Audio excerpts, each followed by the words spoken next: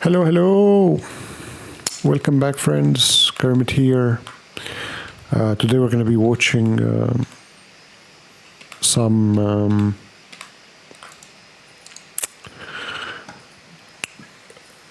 stuff about PewDiePie and the Parmesan about Linux, and see what they have to say while playing Satisfactory. And hopefully today I'll be finally allowed to get to nuclear. I really hope I really hope I can get to nuclear today. Let me take these two out. All right, we're doing this. PewDiePie installing Linux, and so should you. Let's go. Oh, you little cat. Oh, you poor boy. You disgusting little thing.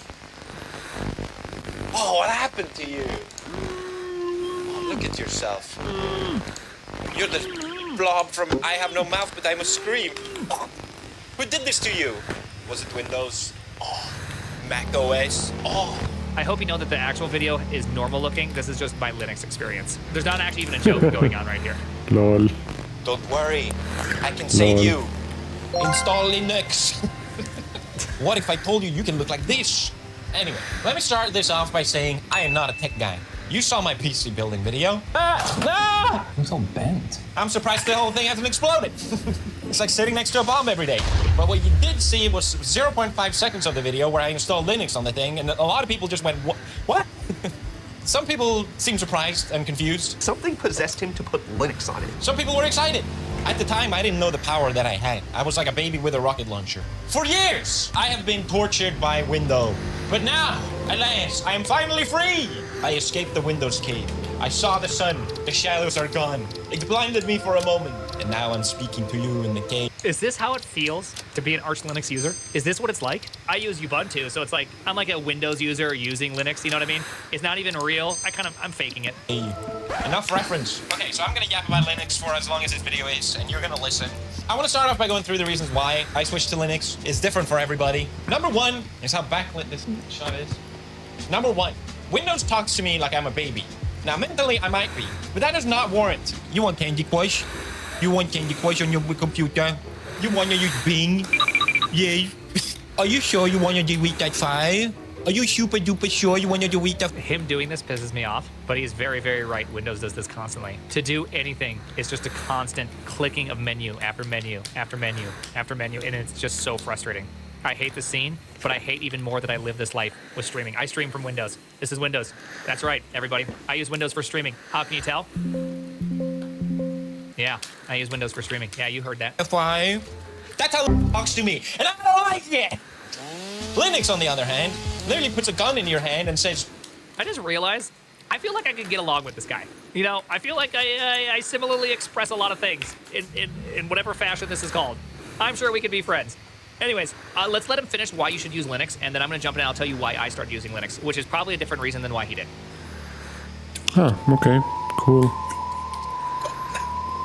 my first sort of aha moment when I installed Linux or started using it was, wait a minute, it does exactly what I wanted to do. And there's just a really powerful feeling about that. I do want to show you guys my setup as well. I will get into that. But first, reason number two. As an epic minimalist, Dude, that is so funny that we've entered a state in our world where this is a selling point. I just want you to take a step back and really think about that. That the selling point for using Linux is it does what you tell it to do. Like, how did we get to this point? Like, how is that a selling point? How is that just not everything? I know people are saying corporate greed or capitalism just to trigger me into a 5-minute conversation about communism, but that's not it. It's more than that. And I think you guys are all guilty of this too. Watch this. We're gonna do this. People, are you ready? I'm gonna prove it to you. Okay, it's not corporatism, it's youism. Do you think the average person is smart? Type 1 if yes, 0 if no. I'm gonna see a lot of zeros, huh? Okay, so you guys do know that there's like a lot of you in here, right?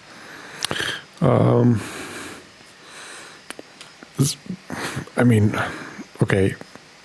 The masses are stupid. The individual is intelligent. So just in case you're wondering, a lot of you are going to be on that back half of the IQ curve, respectively. Not to kill you or anything, but we're going to have to call 911 to report a murder here. The reality is that everybody thinks everybody else is stupid. So we all build software and everything to have constant guardrails on to prevent stupid from happening. And stupid does happen, but we've built a world around stupid. Everything is just like, yo, people too dumb. They don't know how to delete a file without thinking that they're going to delete the operating system, so we better like give them 1,000 warnings. Like, that's what this is.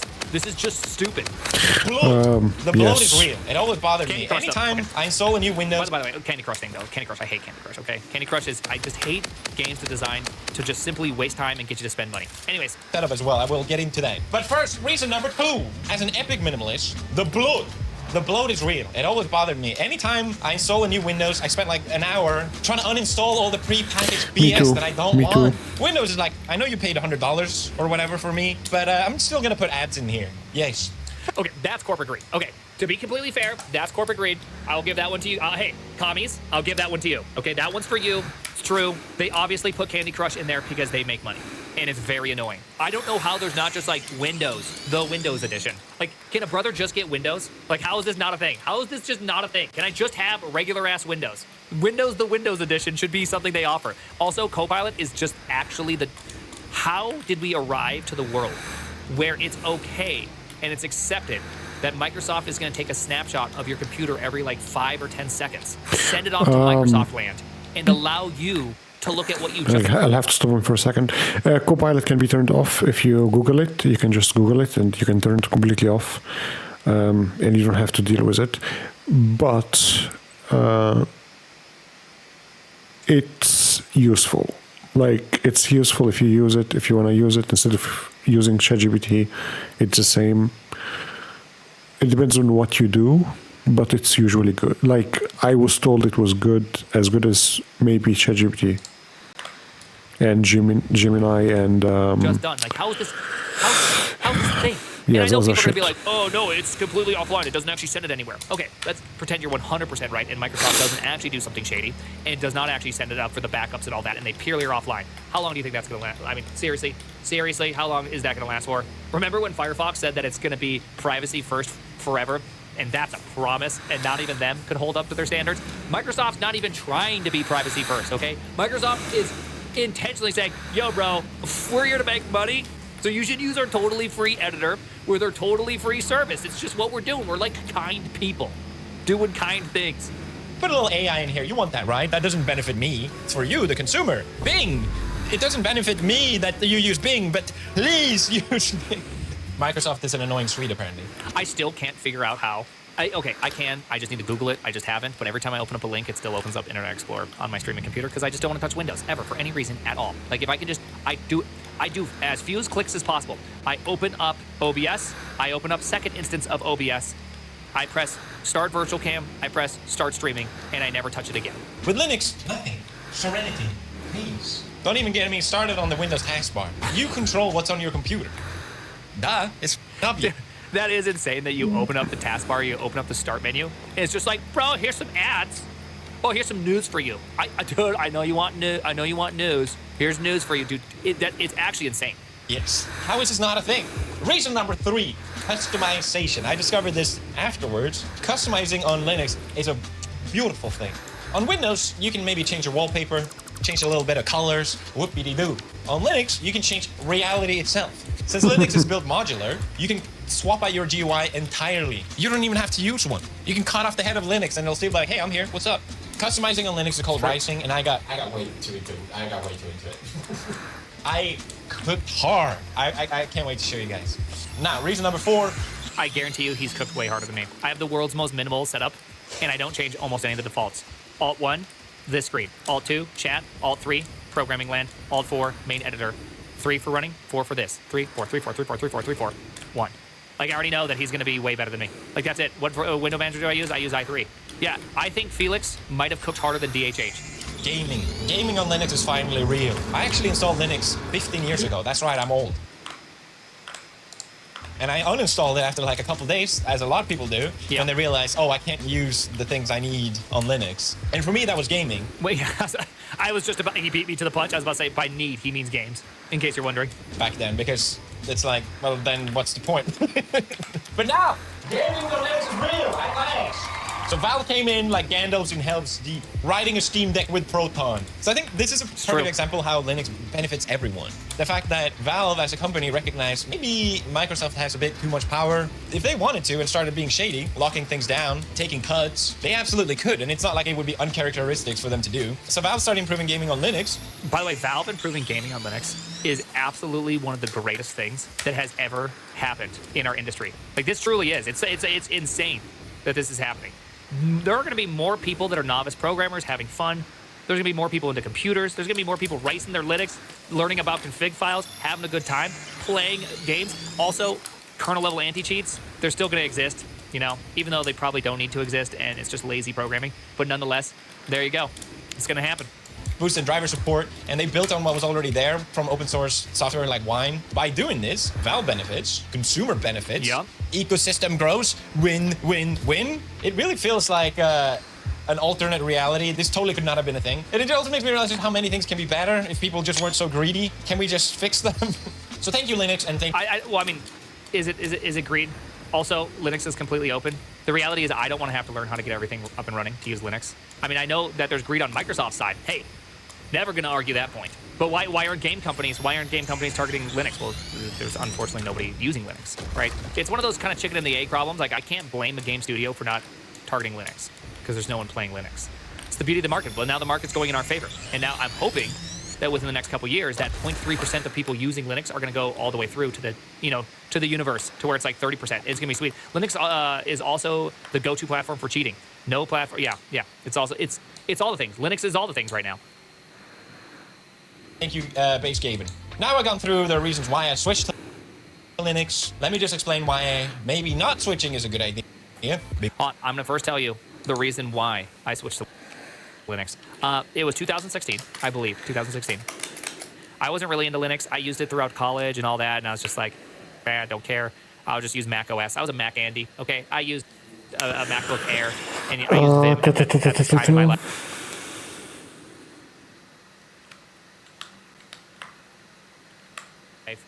That way I could just walk around with a laptop really easily, and I just used a really simple editor, so I didn't need a lot of power, unlike everybody else. Right, everybody else used VS Code or IntelliJ, and so you couldn't do a lot, but I still used Mac. I started using Mac in like 2012. It was objectively superior comparatively to Windows, and I was just like, oh, this is a great experience. I like this way, way better than Windows. I was on Windows before that, so I did a whole bunch on Windows long before any of this. So anyways, I was using Mac for a while, and then I saw my coworker, I walked up to him, and I was just like, bro, you know, he's developing. I was like, gosh, there's this weird bug in this third version. He's just like, oh, okay, let me go over to this version. He like typed something up super quick with it. And then he jumped in here and he's like, oh, okay. And he jumped over here and then did some fast switching. And I was just like, how the hell did you just do that? And then I realized, I mean, he used a different operating system. He used what is referred to as Emacs OS.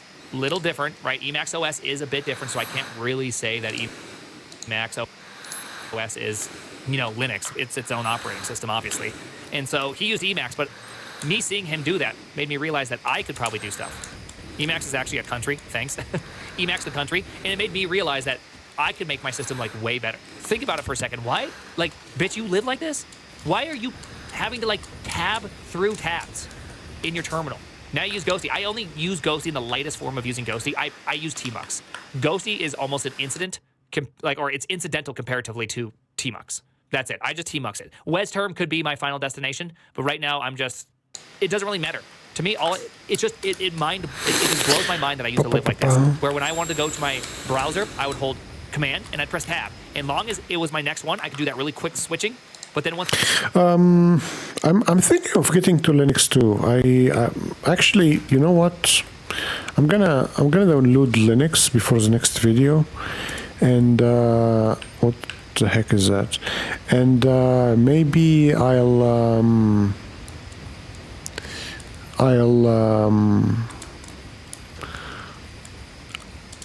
use Mint or something. I'll look into using Mint. Yeah, I'm gonna use Mint today. Once I got into 3 programs, then I started to have to like look at it. You have to kind of watch the thing go. And you have to be like, okay, it's actually 2 tabs over. Okay, it's actually 3 tabs over. Okay, it's actually 2 tabs. Okay, it's 2. It's 2. It's 1. It's 2. It's 3. It's 1. Right? You start doing this game where you're like switching between your 3 to 4 windows, And it's just, why am I using this much brain power to switch? Do I still use Git work trees? I would if I was on a large project. I'm not on a large project to do that. There's so much brain power devoted to just looking at tiles and navigating. Yeah, You that's should true. Stop That's search true. fatigue. And so that's been my major reason to use Linux, is avoiding search fatigue. I don't want search fatigue. I don't want to have to think about it. When I want to go to my browser, I press the same button I press every single day to go to my browser. When I want to go to my editor, I press the same button I go to every single day to go to that. I don't have to think about it. There's nothing in there. It's just muscle memory. That's it. Nothing else. So I can just simply go as fast as I want, and this is great. Felix, editor, Felix, editor, Felix, editor, Felix, editor, right? It's very, very nice. I no longer have to think about those things. Test, edit, test, edit, test, edit. I can just use one monitor, and that's it. That's all I want. Back to Felix. Fantastic. Test, code, Felix. Right? It's very, very simple. I just hate that. I hate search fatigue with such a strong passion, because it's just, why spend your time looking for what should be one button away? And that's it. Nothing else. I know you agree with me. I know you go, yeah, why am I spending so much time? For all those that are dull tappers, why are you spending all that time? Stop it. Just have good muscle memory set up, and then that's it. And so that's why I landed on Linux, because Linux just allows you to do it to like the best degree. Like, I know there's Yabai for Mac OS, and there's some problems with Yabai, but nonetheless, it's still like closer. And I know Windows, I ironically named Windows with no good window management, which there's something about that's hilarious. Spotlight, Open Safari, yeah, but even that, this is just so poor. This is like level 2 searching, right? You have to type in the words you want. That's better than using your eyeballs to search, but it's also ridiculous that you have to type in the thing you want to go to the thing you want. Like, why do you need to press like 5 keys to get there? That's ridiculous. It should just be one key. Anyways, that's why I started using Linux, is because I just saw someone who had ultimate control, and I realized I want ultimate control because it's honestly way, way better. Because everything good comes with a sacrifice. If you're swapping to Linux, True. you'll likely have to give something up. I don't know what that is, but for me, it was Photoshop. A lot of people, especially switching to Arch, are going to have to give up the prospect of getting a wife. Like, that's pretty super important for a lot of people. So you're going to have to balance that idea out. Like, That's do I so want true. a wife? Do I not? Do I want to use GIMP or Photoshop? Right? Like, there's like some things you're going to have to do there. maybe wait to download Linux before you get a wife. Just sit on Linux, but don't download it yet. For some people. Lol. I used Photoshop, again, for 15 years. All the shortcuts, all my workflow, it's all baked into my brain. The way I use Photoshop, I don't think about it. It's just, here's the thumbnail. Look here. Yep. It's not beautiful, but I get the job done. Unfortunately, Adobe is a garbage company, and their software just won't run on Linux. A lot of artists are jumping ship. They don't want to use Adobe anymore because they realize it's a terrible company. It Me is. as well, I thought, you know what? They have some sort of like really awful cancellation scheme, right? What's the, I can't remember what it is, but there's something about that they do something really, really awful. Keep watching. Okay. It's time. I'll swap over. I know the open source alternative is GIMP. I've heard about this forever, and I thought, you know, it'll feel good. I'll feel good leaving Adobe. So I'm ready. I go to their website. I click through the 1,000 pages. And then you see that one part of the page where they're like, we're renaming GIMP to Glimpse because GIMP is an offensive term, because good new image manipulation program was named during a time where we were not considering that some people may have heard the word GIMP in an inappropriate fashion. I crawled through the bushes just to find the goddamn unsubscribe button, and I was so ready. I was gonna just be like, just unsubscribe. You know what happens? You know what happens? They hit me with an unsubscription fee.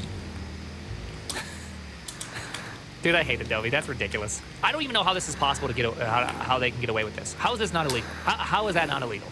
Like, I totally get if you had like an apartment building and you leased out an apartment and then someone stopped and they're just like, I don't want to be a part of this lease anymore. Well, to refill that limited resource requires like a month or 2 months of time, and then, you know, okay, that's a problem. Well, what about when it comes to this? There's no like, oh, if I quit my Adobe, this Adobe goes 1 to 2 months without being fulfilled, they're gonna lose, right? There's no property, there's no physical thing, there's nothing to it. It's just simply evil business, and that's that. Sign up for a year to get a discount. Of course, they charge you a fee for canceling early. Yeah, but again, there's no product there. They're not losing anything with me canceling. Yes. Those. I'm sorry, what? Like, I get it with I have property. to pay to not use. Like, lease breaking on a property makes perfect sense. I've broken a lease. I've had to pay for it. It makes sense. I get it. Not offensive. This is offensive. Your software. It was like $65 or something. It's insane. What the? If anything, it just made me realize, okay, it's over. I'm never going back. So like I said, the open source alternative is GIMP. GIMP! And since this is Linux, open source, you can do whatever you want. I downloaded this icon pack that changed the icons so they look like the Photoshop icons. That helped a little bit. Then I downloaded a shortcut command list that matches the one on Photoshop. Boom, made it a little easier. You know, I'm still not 100% used to it, but the fact that I can do stuff like this really helps. For me, personally, a worthy sacrifice. I hope this doesn't sound like copium, but genuinely, it feels good that I was able to move on. At the end of the day, some tools... I didn't know you could do that with GIMP. That's pretty cool. That's pretty cool. I didn't know that. I didn't know you could do that. That's sweet. Are only gonna work on Windows and only gonna work on Mac, but what you gain on Linux is so much more. Freedom. Join us. I'm just praying that Adobe's not just gonna... He's not even American, is he? He's not even American. How great is that? He accepts freedom. He's a Swede. Show up one day and be like, there's another fee. I'll meet them in a dark alleyway. They'll be like, there's a little fee. Now that I've convinced you to swap to Linux, you have the wonderful choice of picking a distro. Yay, so many of them. I hear people going like, I don't know which one to pick. What do I do? There's so many. Just pick one. It's a wonderful thing that you can choose. Don't you understand? I hear Arch is really great these days, though.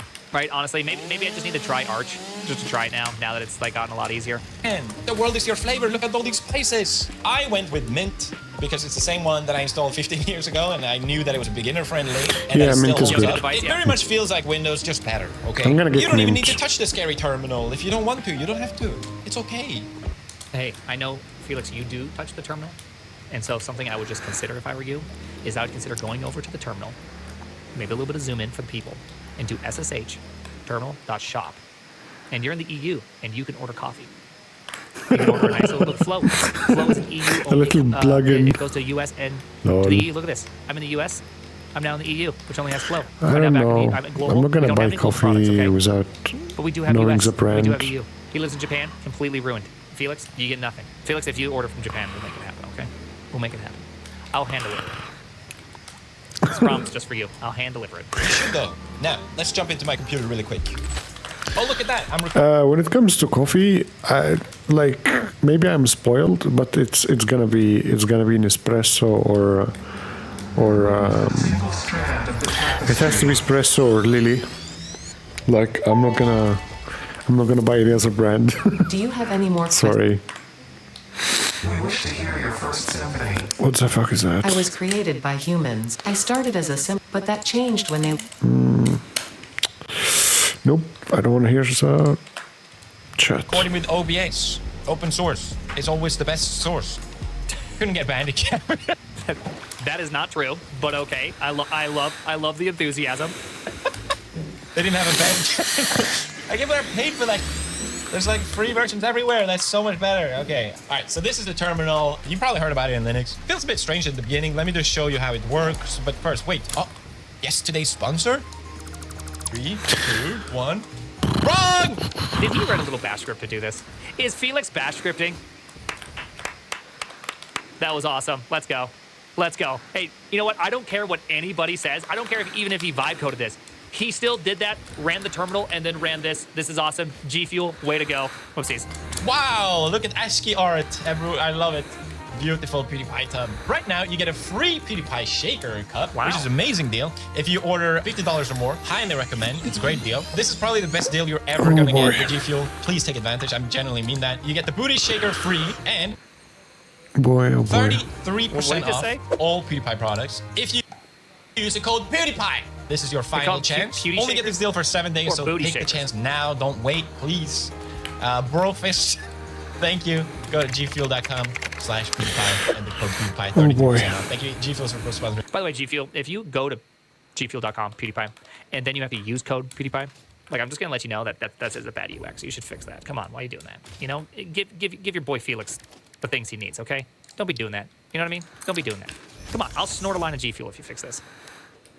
Okay, so this is my desktop. I called it Apollo, and then I have my laptop, which I called Dionysus, because I wanted to mess around with it. Dionysus is the one I really went hard on the rising. Okay. But I just wanted to show some terminal commands really quick, just so you get an idea how it works. I talked about this in my last video, but the first thing that really blew my mind with Linux, I just noticed my computer was booting kind of slowly. So I found this command called systemdanalyze, and it tells you exactly how long it takes for your computer to actually load, and what part takes a certain amount of time. And it used to be like 45 seconds. I was like, dude, this is terrible. So then I found another command called blame, and then you can see exactly what part is kind of slowing down your system, which got me into like really optimizing it. And I had so much fun doing that. And it just made me realize, just like on Windows, if my computer is kind of slow, you just kind of deal with it. It's like, oh, okay, well, what can you do?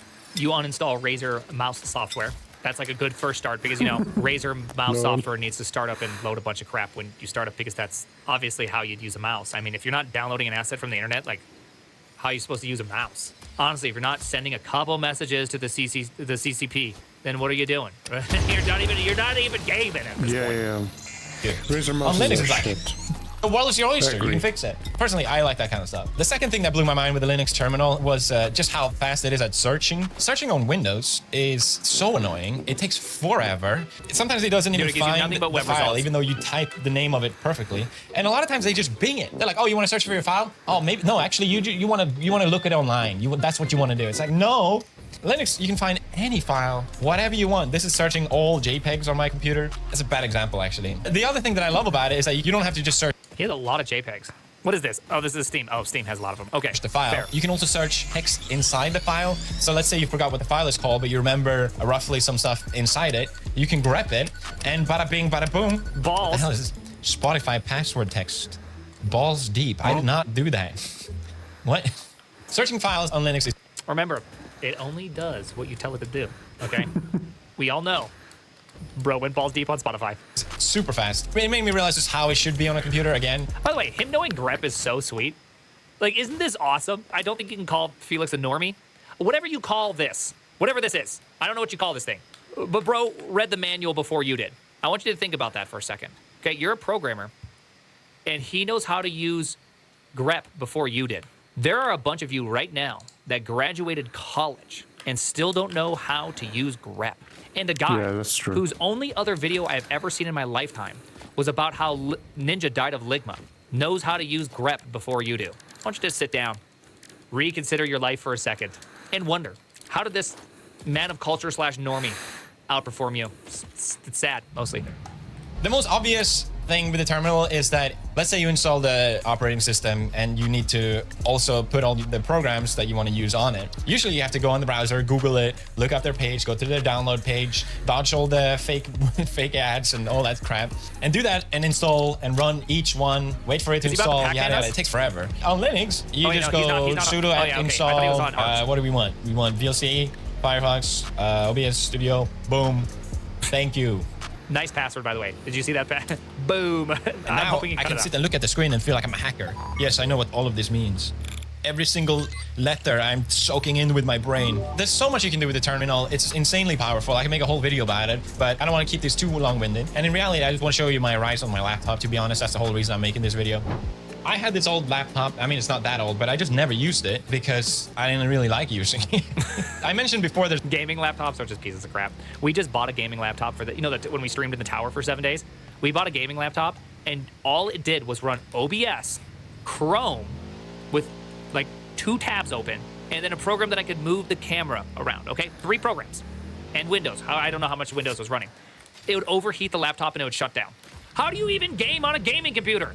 I refuse to believe in a world that running 3 video sources that are just showing you what's coming out of a camera or from RTMP is that resource intensive that it shuts off your CPU. Refuse. Absolutely refuse to believe it.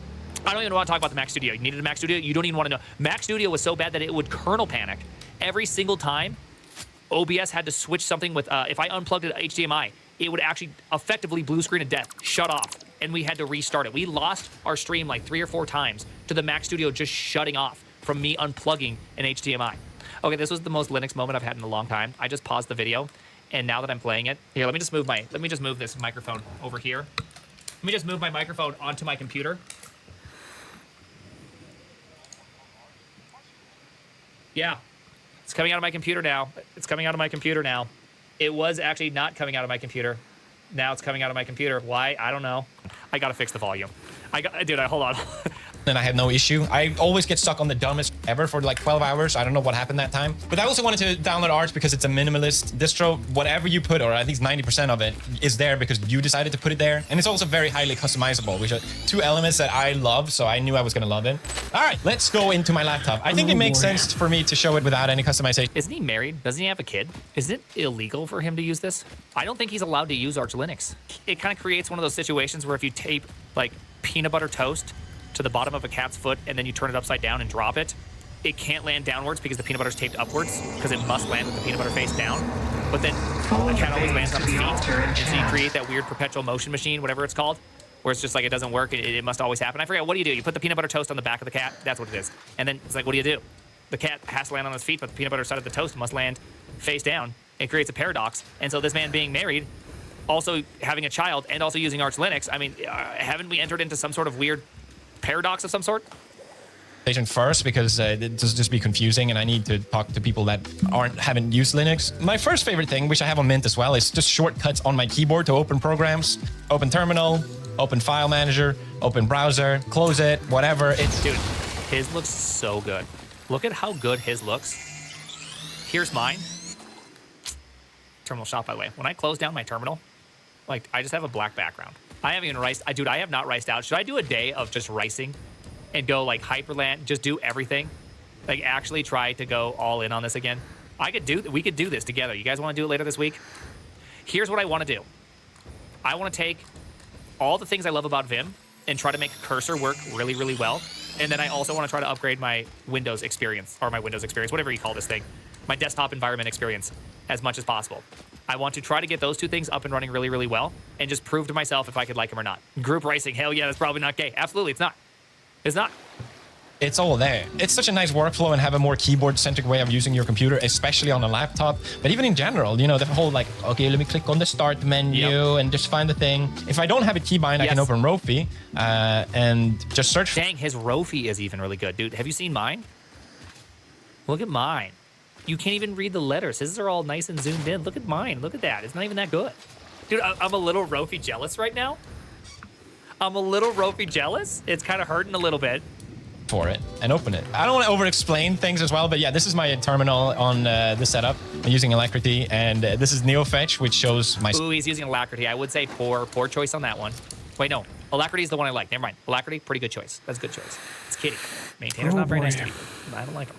Specs, and usually people have an ASCII art. It sounds like I'm saying ASCII. I'll call it ASCII of their distro. And if you saw my Mint one earlier, I was like, oh, it wouldn't be cool if I do like my own custom ASCII. And then I thought, oh, wouldn't it be cool if I do my own animated ASCII? So I figured out how to do that. It took a little bit of tinkering and schminkering, but it's just so nice to look at. I love it. So I'm running Hyperland, which is... He did his own ASCII, and it shades out in the back and is bright in the front. This guy has gone full, like, dude, he's gone full rice. That's crazy. This beautiful tile manager, it automatically sorts it for me whenever I open something. This is such a nice workflow, and I can close it all as well. You can literally... Also, dude, I do love the fact that he's just like, this is so nice. Windows that actually work, unlike Windows. getting blown away by i3 or whatever this is called. It just I love it. I just love the fact that we also live in that world, that we have yet to have something that's just like full screen. Yeah, Windows is not useful anymore. It's not just working. Like, yeah, I'm gonna jump to Mint myself, honestly. I'm gonna do it. I'm motivated to do it now. Half screen. Have a couple, you know, it's just like, dude, come on.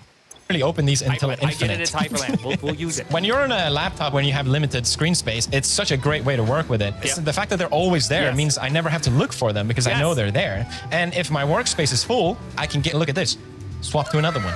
This is workspace number 2 and workspace number 4. I've been recording OBS from here. Let's say I'm working on a project on workspace 1. I can then work on another thing on workspace 2 and go back and forth vice versa instantly. He already gets it. Bro obviously played StarCraft. Felix, test, code. Felix, test, code. Felix, chat, test, code. GIMP, right? They're just there. This is great. He gets it. Dude, it's shocking. He gets it. Just do it already. What world do I live in that Pewds is out-ricing his Linux than me, and then on top of it, I work in a world in which we all understand programming, and most people still use the Mac explodey thing to look for the thing they want to open up, which gives me so much anxiety I can't even explain it. When I see someone use the 5 fingers and go explodey, and it shoots up all the items inside, I'm like, oh gosh, panic, I panic, Right? I can't even do that. I can't even do that. My reality is collapsing. This is not right. Way of using a computer. It's so sick. The first thing I really loved about this Arch Hyperland setup was just how I have to quick. interrupt him one more. By the way, I like my setup. My setup is purely designed for only one thing, which is just simply like developer speed and ergonomics. I don't care for animations. I largely find animations annoying. I don't want animations. I hate animations. I don't like gaps. The gaps is just wasted space. Copium, absolute pick. Just let me copium. Come on, baby. But I don't like any of that stuff. I don't want a transition. If there's a transition between this to this, like I want epilepsy. I don't want animations. And smooth it looks, at least, you know, like boom, oh, open, it's so nice. But then I open my browser and it's like, oh, Optimize my you setup for see that? coding. Ew, again. Oh, that took forever and it loads so ugly. So my first thought, okay, well, maybe I can It's using upgrade my Firefox. SSD to make it snappier and quicker. But then I thought, I'm on Linux. I can do whatever I want. So let's run a time here, Firefox. Let's ignore the CSS errors. I tinkered a bit too much. Don't worry about it. What was that? 2 seconds? Huh? Not good enough. So That's I figured right. out a He's way, using and time. it's Look so at this guy. dumb. I won't explain how I did it, but the fact that I was able to do it, boom, instant. Boom, boom, boom, boom! I love it. I love it so much. It's these small things that makes you really fall in love with using Linux. Anyway, the first thing I customized.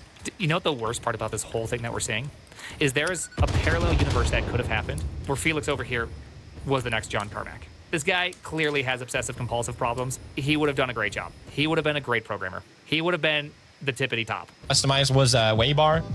Oh, I forgot to say I can move around Except as for me, well I'm if an I idiot. want to. Anyway, and move them to a different workspace.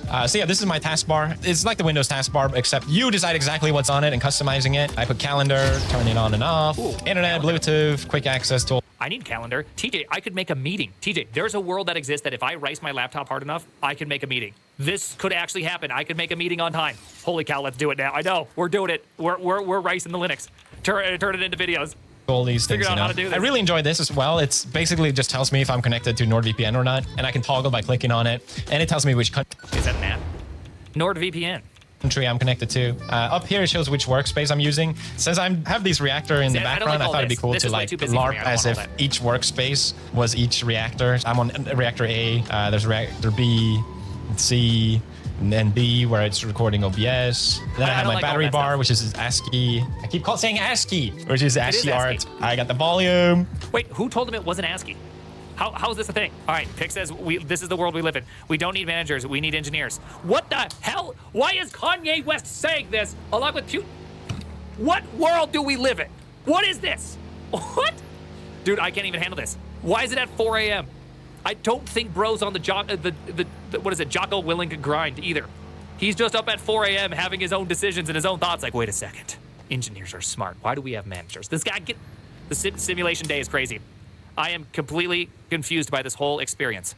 Things, you know. I really Don't press enjoy it, this don't as press it, well. don't It's press it. basically just Now tells you me if press I'm it. connected to NordVPN or not, and I can toggle by clicking on it, and it tells Yeah, me that which happens. country I'm That's connected to. Up here it shows which workspace I'm using. Since I have this reactor in the background, I thought it'd be cool to like LARP as if each workspace was each reactor. I'm on reactor A. That's there's why it reactor happens. That's B, why it happens. Yes, today I learned. C. You're a programmer, dog. You should be able to root cause almost anything immediately. Like, that's the superpower. That's why they pay you money. It's not just simply to code, or else we'd all be on a job to an LLM. You should be able to see things and understand them and be like, oh, that's obvious why it's happening. And then B, where it's recording OBS. Then I have my battery bar, which is ASCII. I keep saying ASCII, We're which is laughing this ASCII section. art. We're laughing this I got the section. volume. And you know, look, if my volume goes too low, it gets red, it's critical. Just to really LARP the whole nuclear reactor Charlie, in the UI. background To me, on it's screen. cool. I like it. All right, the second thing I did was making widgets with ew. Ew was a nightmare, I'm not gonna lie. Here we go.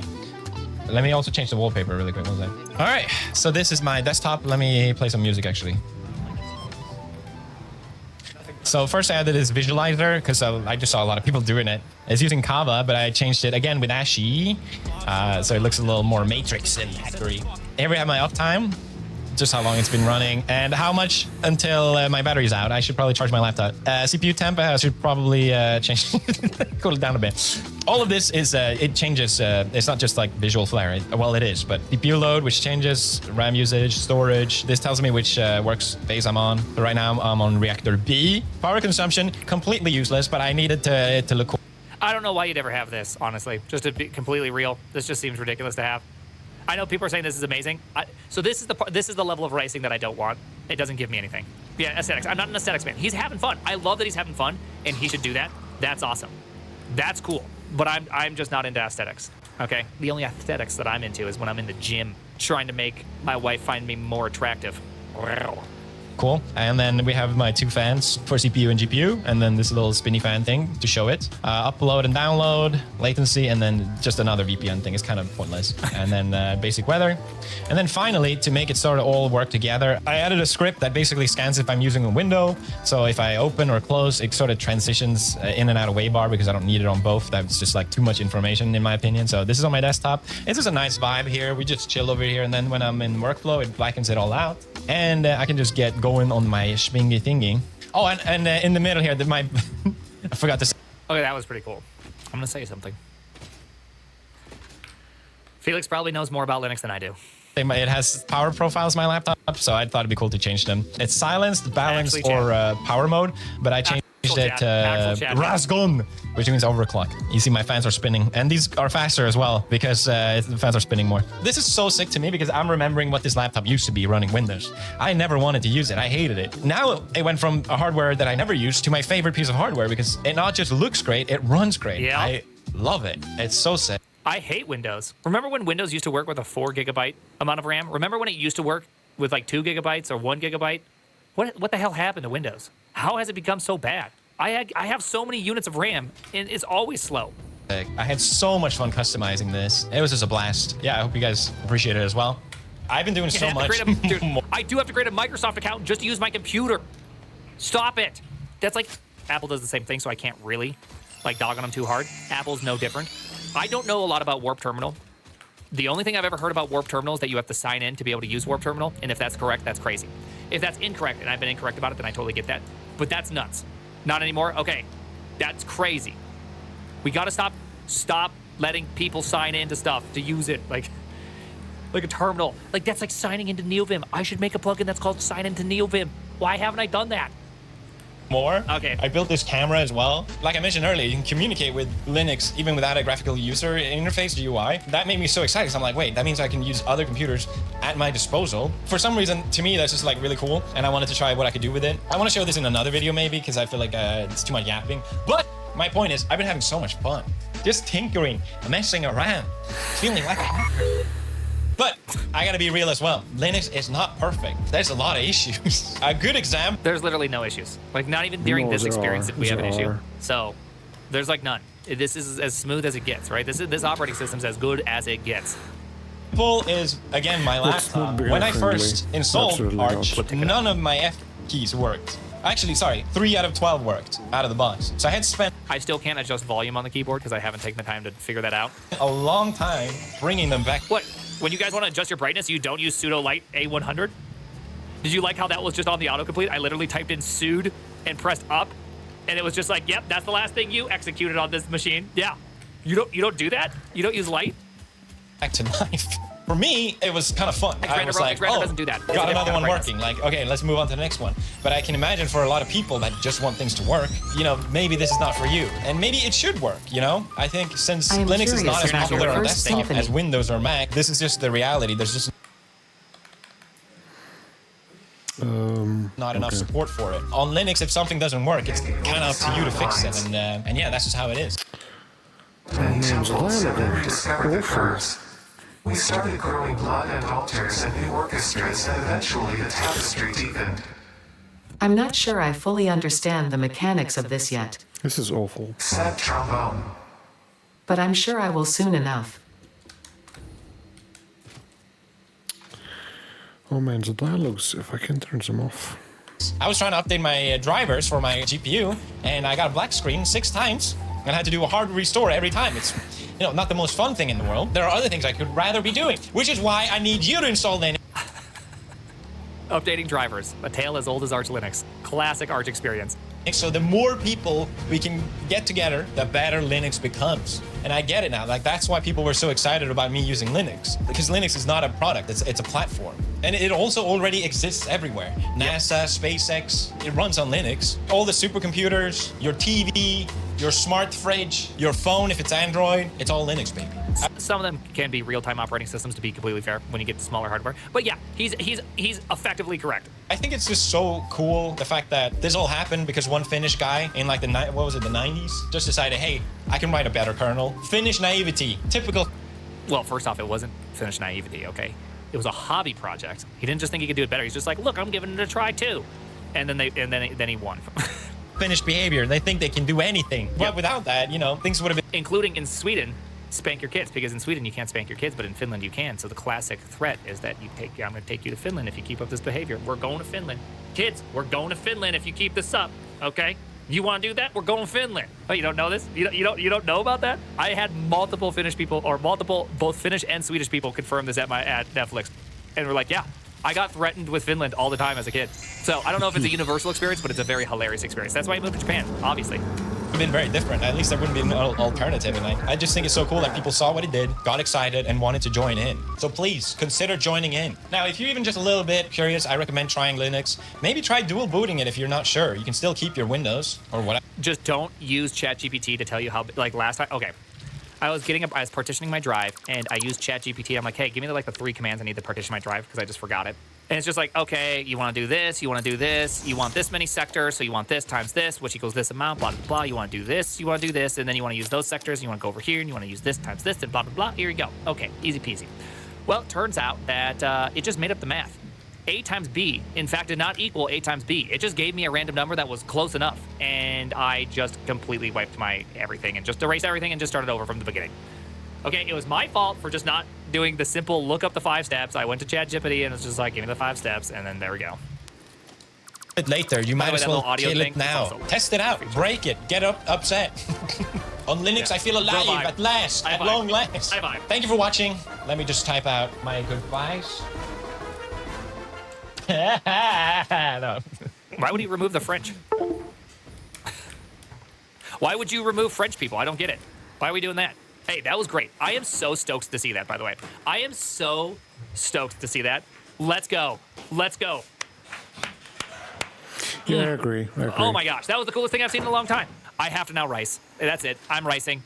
Year of the Linux desktop is actually happening. Like, if we go here and I go to Twatter, just as like a hee ha ha, because I saw TJ made this, I'm like, oh my gosh, we're here. It's now the year of Linux. Now it's like, actually, now that I saw that, it's it. Here we are. We're doing it. You and I, we're gonna do this. Okay, so this week we'll definitely do that. I'm gonna race my system. I'll finally get Sway. Right? I'll finally get Sway.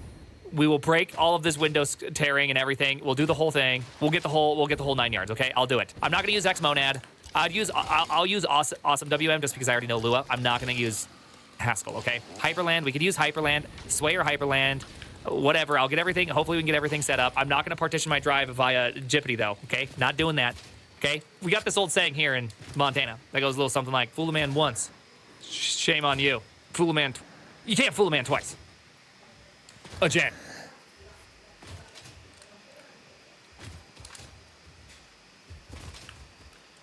You guys ready for some PewDiePies? I'm done with Google. Maybe you're wondering, why is he wearing that cool hat? It's because the tech overlords are listening. Now I can finally say, Google, schmoogle. What are you gonna do, Google? You're completely powerless now. What's that? Getting wrecked by Google schmoogle is so good. It's just so good. Yeah, what are you gonna do? What are you gonna do, Google? Loser. Google owns YouTube? I would Google that, but I literally can't. What are they gonna do? Censor this video? Demonetize it? Bury it under the algorithm? You're complete. You know what's super funny about this?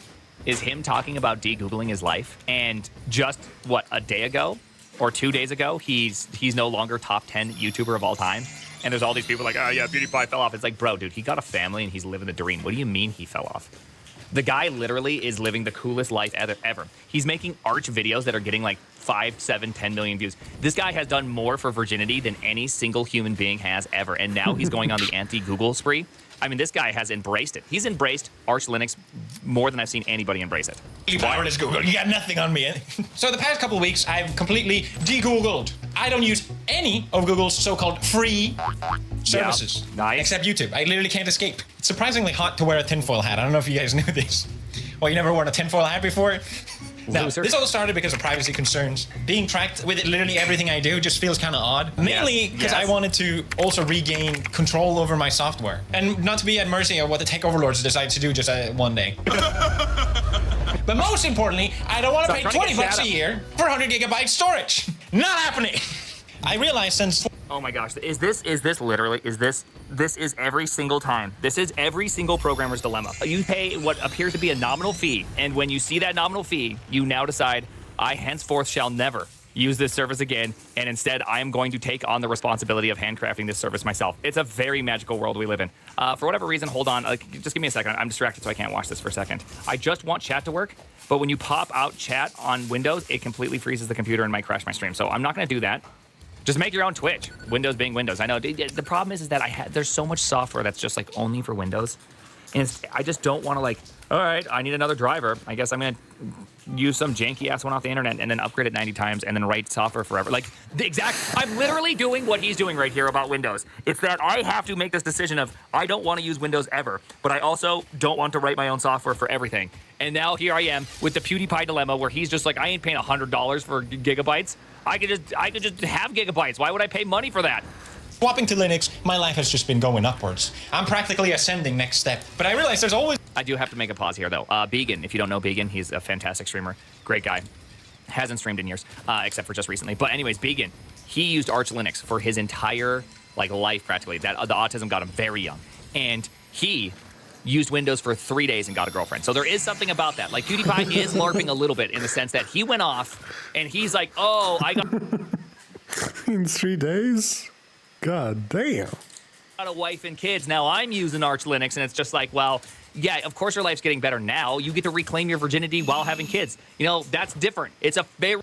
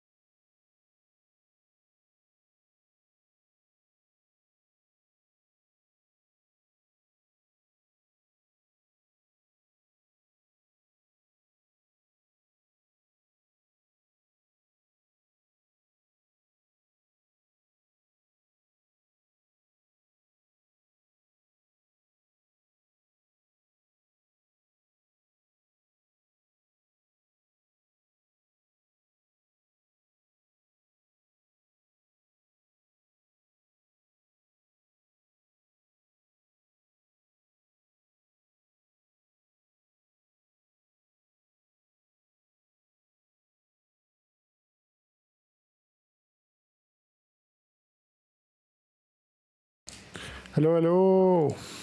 Welcome. I'm back. Very different experience.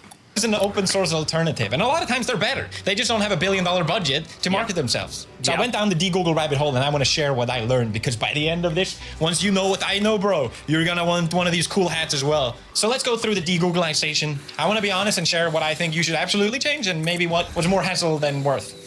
I've always actually wanted to do a bit of de-Googleization. There's been a lot of videos on this, and this is something that has been fairly interesting to me. The things I just don't understand, like how to get rid of, is something like meats, right?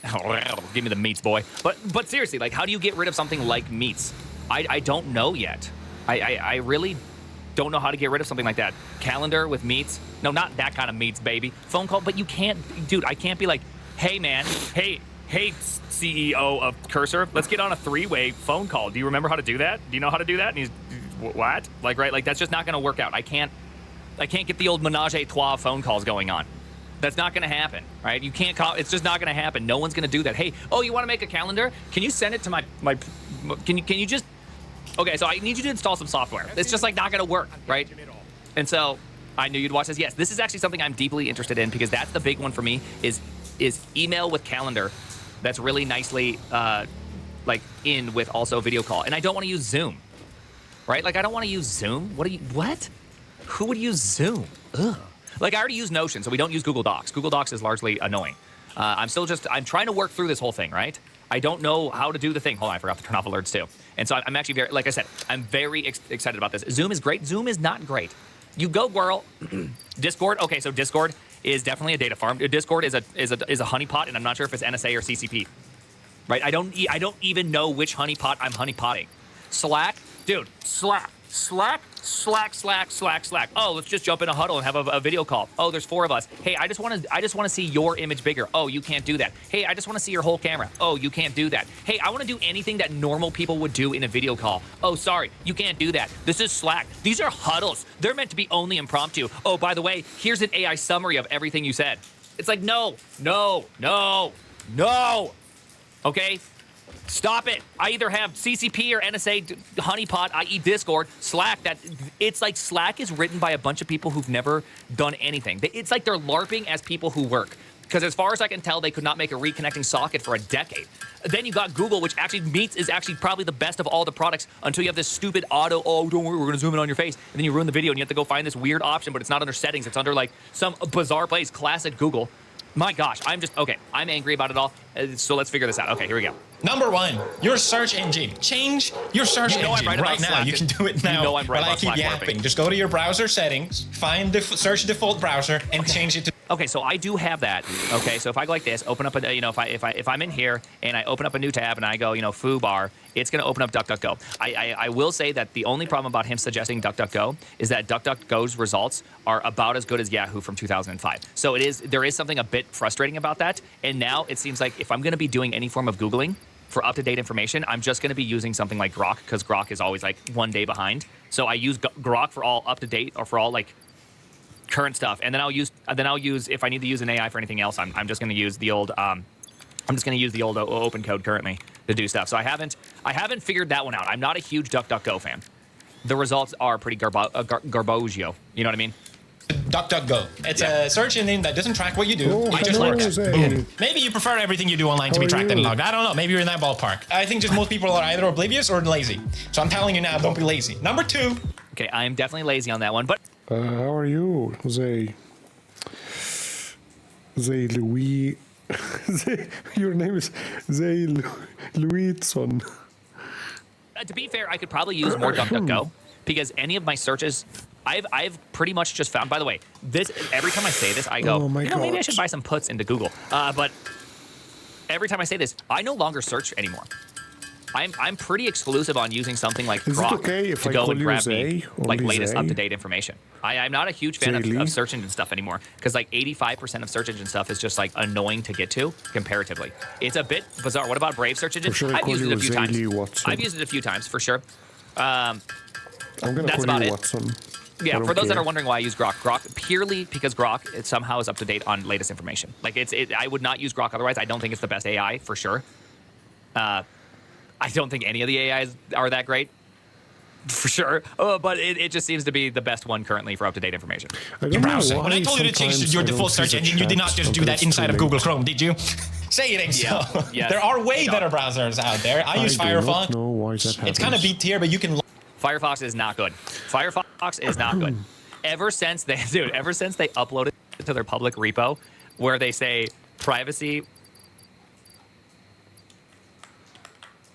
is a promise, or whatever it is, we will never track you ever. That's a promise. And then they had to delete it because they're now starting to track you. It's just like, dude, that's crazy. That's crazy. But I mean, to be fair though, I'm using Zen, which I think Zen is based off Firefox. So I think I'm still using Firefox either way. I'm very excited about Ladybird. Okay, Ladybird though. Can we all agree that Ladybird is that one's showing promise? The problem is that to actually get to Ladybird status for it to be good, we got to wait until what? Another year. Very excited about it though. Like an actual, still irrelevant, dude. Ladybird's actually doing really good. Ladybird is going to be whenever the man tweets, he gets like hundreds of thousands, millions of views on it for him talking about Ladybird stuff, right? So I actually think he has a real chance to make a good indent into the browser market. I'm very excited about it. Lock it down into S tier. A lot of people swear by Brave browser. I never tried it. My point is, this is super easy to change. And have you ever thought why browsers are free to begin with? Why is Microsoft why do they want you to use their browser so goddamn badly, you know? Why do they all make it free for you? Could it be because they track everything you do online and sell or trade your data? What? What do you mean? They don't make this out of the goodness in their heart? You telling me Google? Now, guys, please, for the love of all things that are good, please apply this logic, which you all agree with. Like, no one in this chat just disagreed with what Pewds had to say there. Okay, no one's like, oh my gosh, a free product that's making money somehow, right? Like, no one's doing this. This is not true. No one is doing this right here. Oh boy. Guys, please apply that to VS Code. Okay? Oh boy. Please take a moment and think, why does Microsoft make it so free? What are they doing? Google isn't just $1 trillion charity. What? Is it NeoVim free? Yeah, but NeoVim is an open source thing. That's different. My VS Code is free because they love us. Yep, true. Found online that in 2023, Google paid Apple to be their default search browser in Safari. Guess how much? 20 billion. Yeah. Jesus Christ. They definitely want you to use Google. So just don't. I mean, we all understand there is an insane amount of money in being able to identify a user and their search history, right? Like, no one's confused about that. So paying Apple 20 billion was like such a deal for Google, right? There's no universe that exists where they're just like, oh yeah, we're just losing a little bit of money, but we just want market share. No, that's not it at all. They're making a lot. It will take you 2 minutes. Go do it. Number 3, the third thing I changed. Like many of you, I've been using Google Mail for years and years and years. So this is the big one. I want to see what he does here, because if he doesn't mention Meets and Calendar, I feel like you're not really doing the mail thing well. And then on top of that, there's also all the sign-ins to all these sites. So many sites don't roll their own auth from a email and password perspective, which, by the way, I'm happy about. And also, I would just like to throw this out there, that I think boot.dev, by the way, boot.dev/, shut up. Boot.dev, I think, does a really good thing, because you put in your email, and then it sends an email to yourself and says, hey, put in this passcode. So it's like, it's not doing the whole thing, right? Yeah, T3 chat has Google login only. Like I said, there's like an entire issue here where you have like one option to log into a lot of places. So you kind of have to have Google. There's like this too big to fail thing going on here. And apparently up until 2017, that's when they stopped scanning your emails to serve you ads. So now Gmail is a little less creepy, you know, but if you think about it, it is probably the most invasive service that they run. Like, and there are free alternatives out there. Like, also, I do not believe for a second. I refuse to believe that Google does not scan your emails now. I just refuse. What does terminal.shop offer for auth? We use SSH. Proton Mail is what scammers use. I mean, that's also a problem. Proton Mail. I've never received a Proton Mail that I'm like, I think that this person is here just to be nice. Yeah, ED25519 is what we use for auth. Proton, I haven't tried it out. I decided to send this and get my own email. I paid a small fee. It was fiddly as hell. But at least people won't think I'm poor and have like Google Schmoogle in my ad domain. Number 4, with me. Okay, so he didn't mention anything about, it's the trifecta, right? Like, if it was just email alone, I think I'd switch. But it's not. It's the login. It's the mother French fry calendar, Google Meets. It's all of it together. It's like, I can't leave that trifecta. It's very, very, very difficult to leave that trifecta. And then on top of that, also just the universality of being able to log in and all that. Also, I am laughing. That clerk had a outage yesterday for a bit, and it screwed so many people's login, and people were coping so hard. Yeah, I mean, dude, making a table of users and having to validate that the user who signed in, that the service called Google told you signed in, to know that they've signed in is like super hard. So it's like you shouldn't roll that. I mean, then what are you gonna do? Roll your own JWT next? You're gonna what? You're gonna do a SHA-256 by? You're gonna call that function? What are you, insane? De-googling lately. I realize it's time for me to D something else. D's. I don't want to say the joke. Anyway, I started working with G Fuel 6 years ago. G Fuel sponsor! We created the greatest flavor of all time, G Fuel Lingonberry. Lingonberry is out, and it's really, really good. Honestly, I'm so proud of this flavor. Yuzu slash. Legendary moment. Yuzu slash, baby. Sour green PewDiePie. So many great memories. So many great slurps. So many great memes. But it's finally time to retire this guy. Sayonara, G Fuel-san. Because we're introducing a new tub! I did not see that one coming. I genuinely thought this was going to be like he's over it. But no, he wasn't. He's back. He's back, baby. Got him. T-shirt! Same energy, new armor. Get the collector's box. You get the t-shirt and the new tub. You don't want to be tubless this summer, I'll tell you that much. That's worse. Oh, that just reminded me of a very gross image from the internet in the 90s. The 90s made a mark on many a millennial, and there's images in my head I can't get rid of, and one of them has... No, don't even say it, Robert Tables. Don't even say the word. Stop it. Just say Number 5, your phone. I have a Google phone. God damn it. Everything is Google. It's crazy. I didn't realize just how deep I've been swept into this ecosystem without realizing it. Yeah. My goddamn TV is Google. I thought it was a Sony TV. You open up, it's like, Google Android, TV. yeah. How did that happen? I don't know about you, but I feel like I'm supposed to be... How do you get rid of Google TV? Do I have to go and buy an LG TV and use the LG operating system? Is that, or do I have to go buy a Roku? Samsung, does Samsung have its own? Dude, the only problem I have with that is that these other TV operating systems are just like even worse. They're like, oh, hey, I'm LG, I'm a new TV. Hey, how's it going? Hey, this is your homepage. And would you like some ads? Yeah, don't worry, baby. We got ads for you. We got ads for days for you on your homepage when you turn on your TV. I know. You know what you really want to see? You know what you really want to see? Hey, guess what? It's Pride Month. Here's RuPaul, front page, ad just for you, right when you land on it. You're just like, why am I getting ads in the middle of the day? I don't even get this. Enamored by the phone, how amazing it is, with its incredible hardware, and how powerful it is. But if it's so great, then why do I feel like I'm the product? Huh? I hate my phone. Notifications just feel like they're there to suck me in, not to tell me anything useful. Dude, I agree with that guy. Dude, I don't like my phone. When was the last time that phones were awesome? How long ago? The last time I really loved my phone experience, I feel like, was maybe the Pixel 3, the Pixel 2, or the BlackBerry. Like, that's what I love. I feel like I really liked it. Now it's just like, dang it. I don't even want to turn on my phone. I have 50 notifications. Not even sure what these notifications are. I feel like I'm turning off notifications constantly. None of them are useful. Like, literally, I don't even have a single useful notification. Boomer. I like getting notifications from my from a scam likely, yeah. Apps and features. I feel like my attention span is just getting mushed the more I use my phone. I hate it. It's just one big giant distraction device. So I have a Pixel 9, and it is a good phone. And I already own it. So instead of switching it out to like a dumb phone or something like that I know a lot of people do, I want to install a custom OS on it. There was a lot of them to choose from, but I opted for Graphene. Mainly because it felt like the biggest point the finger to Google, It's a... You can get a Pixel and then install your own operating system? I honestly did not know that. I just assumed that it was so locked down that you could do it. I never even once thought through the possibility that you could do that. Root. Oh, I'm going to have to get a Google Pixel 9 now. An operating system focused on privacy and security. Apparently so much so that even Edward Cullen uses it. Did I get that right? Really? I would Google it, but I can't. But here's the thing, okay? For some reason, I feel like I'm the crazy one. Yeah. Huh? What? Why do you want to Google so bad, huh? What do you got to hide, huh? This guy got graphene on his phone. What's up with that?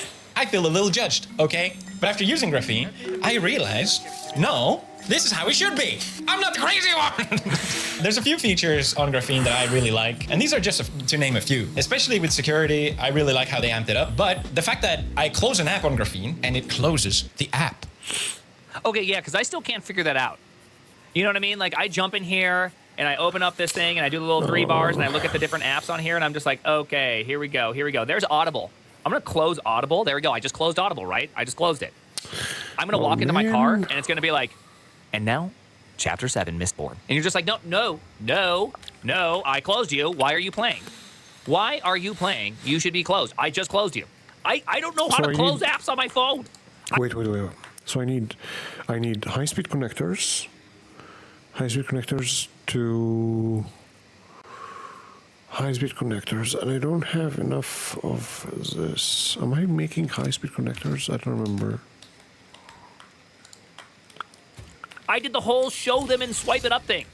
Not ram you, dummy. Like, crazy. A lot of times on your phone, if you think you've closed an app, but in reality, running in the background and still tracking whatever it is they want to. Yeah. Graphene, nuke that shit. It's gone. Remember when you just open up Instagram once and it opens up a private server, and then when you visit web pages that have that certain tracking software on there, it makes a contact to your local host, thus being able to track you across pages? Such a crazy concept, right? I'm the crazy one. Number 2, I control exactly what the app has access to. You can use file or storage scopes, I think it's called. What? Well, it turns out you guys should have watched the video that I talked about. Naughty Meta doing naughty things again, right? The Meta Pixel, up until just like a week ago, was making local host requests on a few different ports because it would auto-launch servers. And so whenever a Meta Pixel, which is on effectively every single website, it would just make local host reports or local host requests. It's crazy. It's actually crazy. Yeah, pingback shit was insidious. Yeah, it's crazy that they allow that. And if I want to give an app access to a certain type of files, I pick which folder. Not the entire device, as it should be. Not some vague little pop-up going like, hey, you want to give them access to this? No, complete control. Number 3, whenever you install an app on Graphene, it asks you before installing it, hey, do you want to give this app access to your internet? Because a lot of times the answer is, heck no. Actually, that is the default yes on the old Android. So Android just has internet as a default one. You've never had to give internet access. I understand the basic reason being that people would just say yes every single time. Not happening. Yeah, I realized I was trying desperately to find a keyboard that has Japanese, Swedish, and English. I really like the Swift kind of typing, you know? By the way, PewDiePie just casually flexed how much smarter he is than most of us. Yeah, I speak like 3 languages, you know, and so I just need to find a keyboard that I can casually switch between the 3 languages. Again, smarter than you. Not a big deal. Just like, okay, yes, sir, Mr. Pewds. I just couldn't find an open source alternative, and I was like, what do I do? And then I realized the alternative is Microsoft or Google, okay? Okay, no, I get that you guys speak like 3.5 languages, but most of you speak like French, Italian, Spanish, or English. One of those 4 variants, and you're like, wow, you speak a lot of Greek and Latin, dog, cool. Like, dude, he said Japanese, okay? That doesn't, there's not like romance all up in that shit, okay? This is ridiculous. It's a wholly unique vertical. Oh. I speak Arabic. Yeah, I mean, you're the man. Okay. I hear it's very hard. I speak Arabic. Hey, Arabic speakers, you guys are awesome. Okay, I get it. Flex on me casually. Okay, shut up. And I realized the keyboard that they offer is connected to the internet. Why? Why? Imagine you bought a physical keyboard and it was secretly connected to the internet. Send it. Oh, that's because when you type letters and you swipe, they want it to help like morph to how you do things. So obviously the only way you could ever possibly come up with a good model for swiping and typing would be to go to the internet. People are saying the Futo keyboard is really good. I did try it out. It's just that it has really awful swipe. They like really have to improve that. I am positive that you can improve this process. I am positive. They just haven't. And I wouldn't mind good voice dictation, and I'm okay with it connecting to the internet for voice dictation, right? Like when I voice dictate, I'm like, hey, I am submitting to you. Please translate this for me, right? Big tech, everything you type. We're not doing anything weird. Just trust us, bro. It's so messed up. On Graphene, I still have the option, and if I want to take a Google app, I can starve it. Put it in one of those. I still don't like that I use a Google app, but no, actually it's good. Google is at my mercy for once. Feels good. Another feature that I think is kind of obvious and most people would appreciate, but there was a 4th hidden feature on Graphene that I love. He already sold me on using Graphene. Well, you don't need to keep telling me features, dog. It is not a feature, but for me, it ended up being one. Like I talked about in the beginning, it feels a lot of times when I use a phone, it's such a distraction. There are some apps that you probably have to use. Maybe it's for work or because of friends and you want to connect, whatever. You're going to have to use certain apps that you don't really want to use. So I decided to put all those apps, and you can do this as well actually, on a different profile. The good thing about Graphene is that on a different profile, all these apps are contained in that profile. They can't connect to anything else on my phone or run in the background or anything like that. That's what's great about Graphene, and that's why, to me, it felt like a good solution with all the apps that I don't want to use. But what this ended up doing was that, okay, now I need to use this app that I don't like to use. It feels intentional going there. I don't even see these apps when I use my phone on a regular basis. And it made it so that my phone starts feeling like it's serving me again, like an actual useful tool that it supposedly is, right? I like that idea of putting a bit, like, there is definitely something about this idea of putting a bit of friction between you and the thing that just, like, literally just guzzles your attention. Like, just enough that you have to go. Yeah, it's like Dockerizing apps. That's the first thing I thought in my head. But it's just like the ability that you have to switch profiles just to go and open up whatever attention-seeking thing that you do. It's such an intentional thing that's like, oh, man, this is so much friction. And I like this. There are downsides, or everyone would be using it. I assume the downside is you have to install the operating system yourself, which requires some level of technical skill. Yeah, while it's pretty useful because I definitely use it for my company, so that's something I'd like to know more about. The banking apps will not work. Really, no banking apps work? Oh, okay, so there you go. That's a good one. That's a good one to know about. I don't have any banking apps on my phone, but I could imagine if you have banking apps on your phone, that could be important.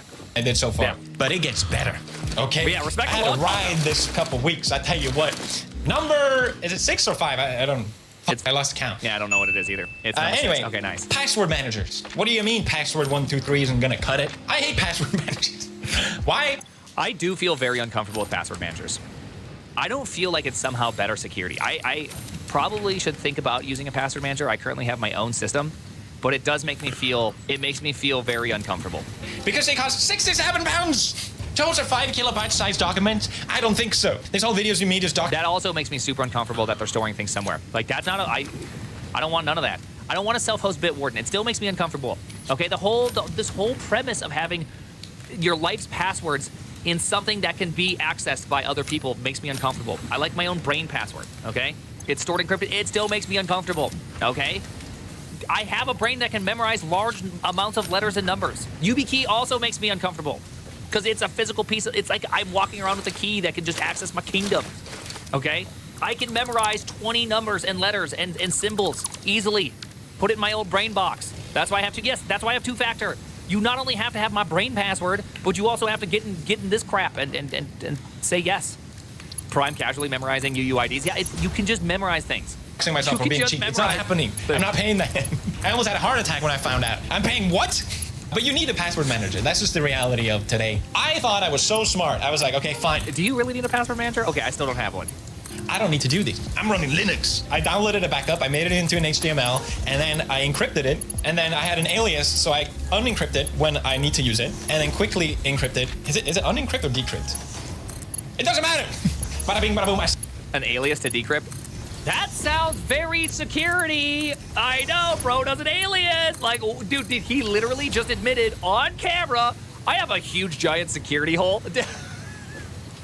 Brother is gonna get socially engineered out of his mind. Oh my gosh. Save myself 67 pounds. If I live for, I don't know, 30, 40, 50 years, that's like, I save myself a lot of money. Multimillionaire is a cheap ass. .mp4, that's what I should call this. But then I realized I need this file on other devices. I need it on my phone and my laptop and what? Oh my gosh, please don't put it on a service. Oh dear, oh my gosh. See, this is why, dude, I don't like this as an idea, okay? If I go abroad. And that's when I discovered glorious SH, self-hosting. I can just host this on another device. I feel like ever since I did my Linux video, so many comments have been like, just wait until it discovers self-hosting. It's gonna be game over. And yet you were right, okay?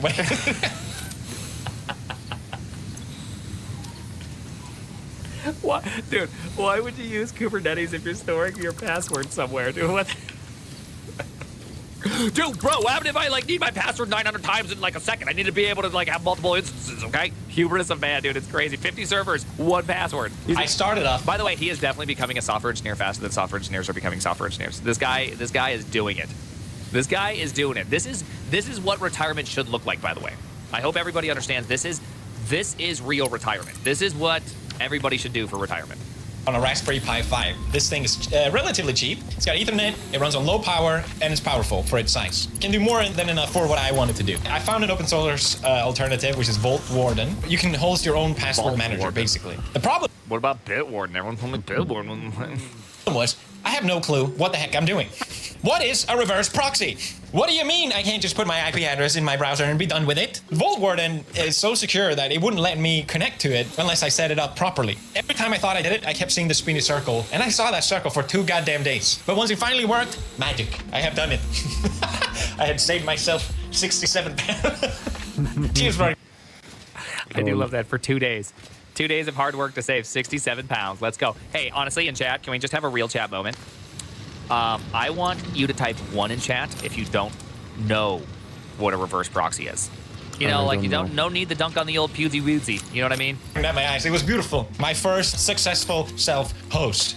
My God. No more subscriptions. No more sinking drama. Just my own secure vault. It felt like I was finally breaking out of the matrix for real. And the thing is, once you start understanding how this works, it's really not that bad. If anything, it became super fun because with compatibility layers like Docker, you can so easily just pick. Did he just say Docker? There's not a single person's job in this chat that's safe anymore. Okay, not with what Pews has just unleashed onto the world. There is a bunch of 15-year-olds that over the last decade have become 25-year-olds that used to watch Pews that are now like, I am a software engineer also. And here we are. It's happening. You guys have 6 months. You thought AI was going to steal your job? It's actually PewDiePie's audience that's going to steal your job. Literally the craziest arc none of us saw coming. Literally me. Dude, I love it. Let's go, James Peters. Dude, job security for engineers. Dude, I know, dude. Job security for security engineers. I just turned 25. I told you, I know what's going on here, okay? Literally me, this is so good. This is so good. I love this. You know what? Good on Pewds. Pewds used his powers for good.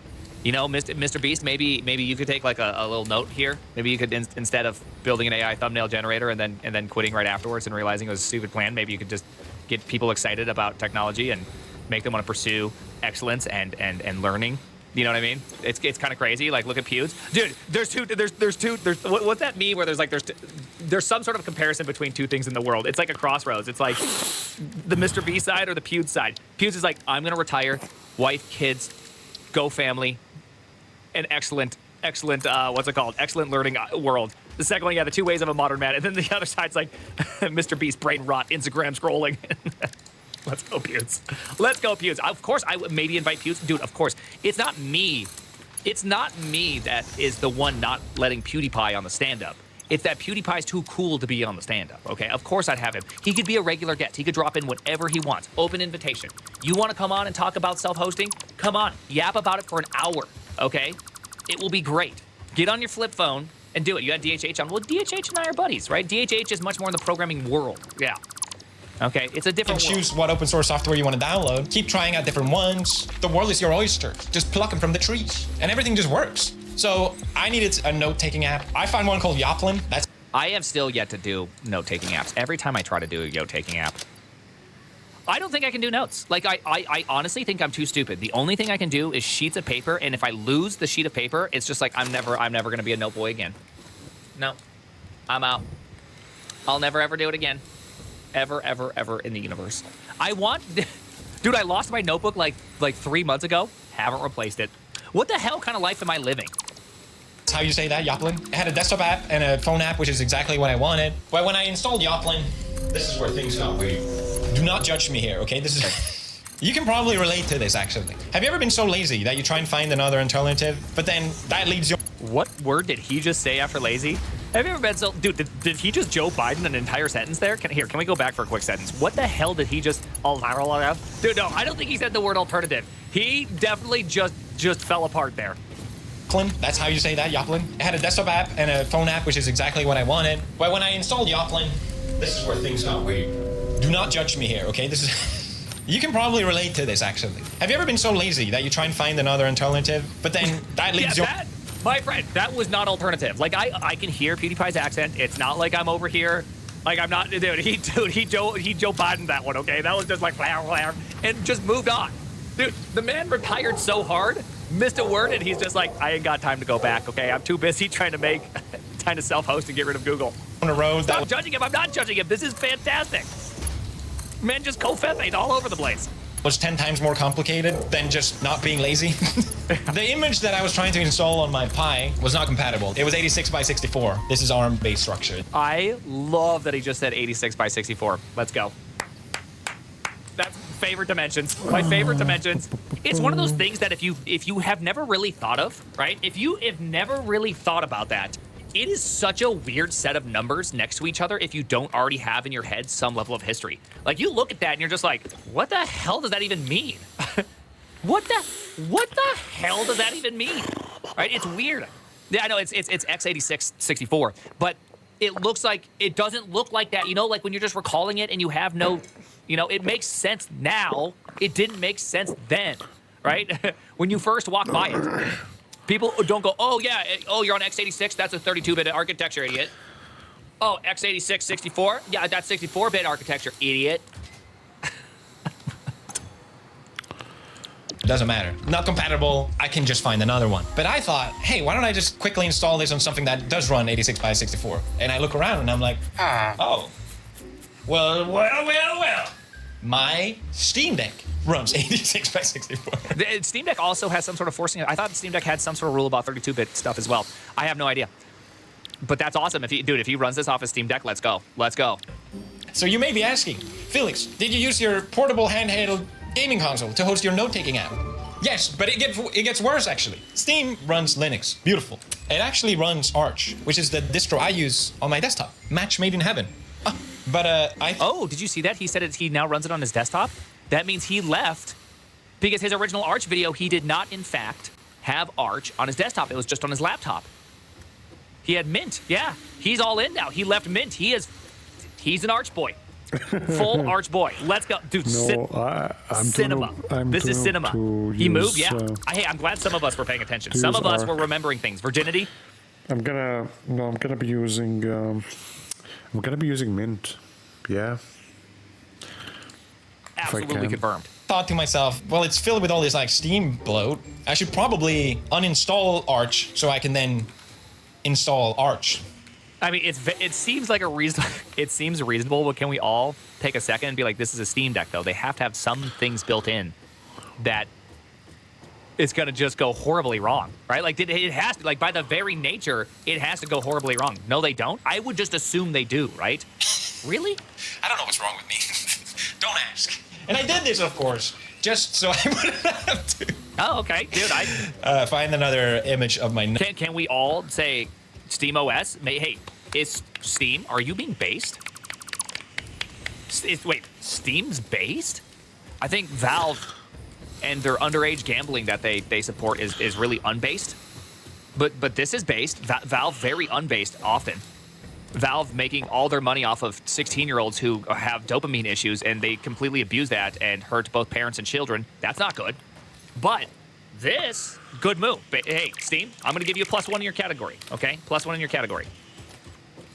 Note-taking app. Underage gambling's based.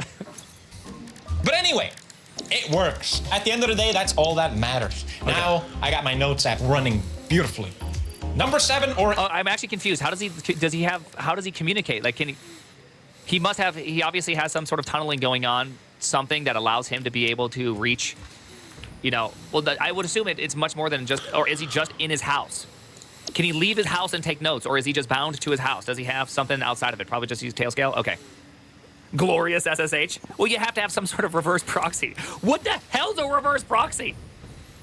8. What the hell is even that? It was time to say goodbye, Google Drive. Goodbye, Jotaro. $20 for 100 gig? Yeah. I don't think so. I'm not going to pay you to hold my data hostage forever. Not happening. What if I live for another 600 years? Think about how much money that's going to be to Google. No more subscriptions. Redundant subscriptions. Instead of Google Drive, I set up File Browser. The thing that bothers me about all these free online storages that gives you a certain amount at least is that, first of all, it's not safe. Second of all, I don't know what they're doing with that. Yeah. Thirdly, I hate how it's used. I don't know if you can relate to this. Maybe it's just like a me problem, but let's say I've gone outside, I've touched grass, I've taken all these photos and videos, and then I sit down in front of my computer, and then all of a sudden internet goes down, and I'm like, what happened? And then it's like, oh, yeah, my Google Drive decided to back up every single photo and video I've ever taken. And it's like, I don't want that. I want certain images. Let me pick those first. And I don't want you to suck up my entire bandwidth. With File Browser, I can throttle the speed, and I can do it when I want to. Which files I want to. I went a little nerdy and overboard. A surprise. And I wrote a bunch of aliases and shell functions so that I can define push or pull to download or upload which device, my phone, laptop, desktop, deck, and which subfolder. And I do all this with glorious SSH. It actually solved another problem for me, which is always sharing files between my phone and my desktop. I never know how to do it. Apparently, I didn't know this. I feel like everyone is tuning out because I'm talking about SSH again. But you can run it on your phone. Yeah. Look, I'm connected. Dude, wait until he discovers NeoVim. It's happening, dude. NeoVim has to be next. Come on, Pete. Just open up Vim once. I want to hear him say that he opens up Vim. Excited Couldn't about figure out how to leave Vim. NeoVim. He's an addict to NeoVim. Oh man. But he can't use Google because he's de-Googled his life.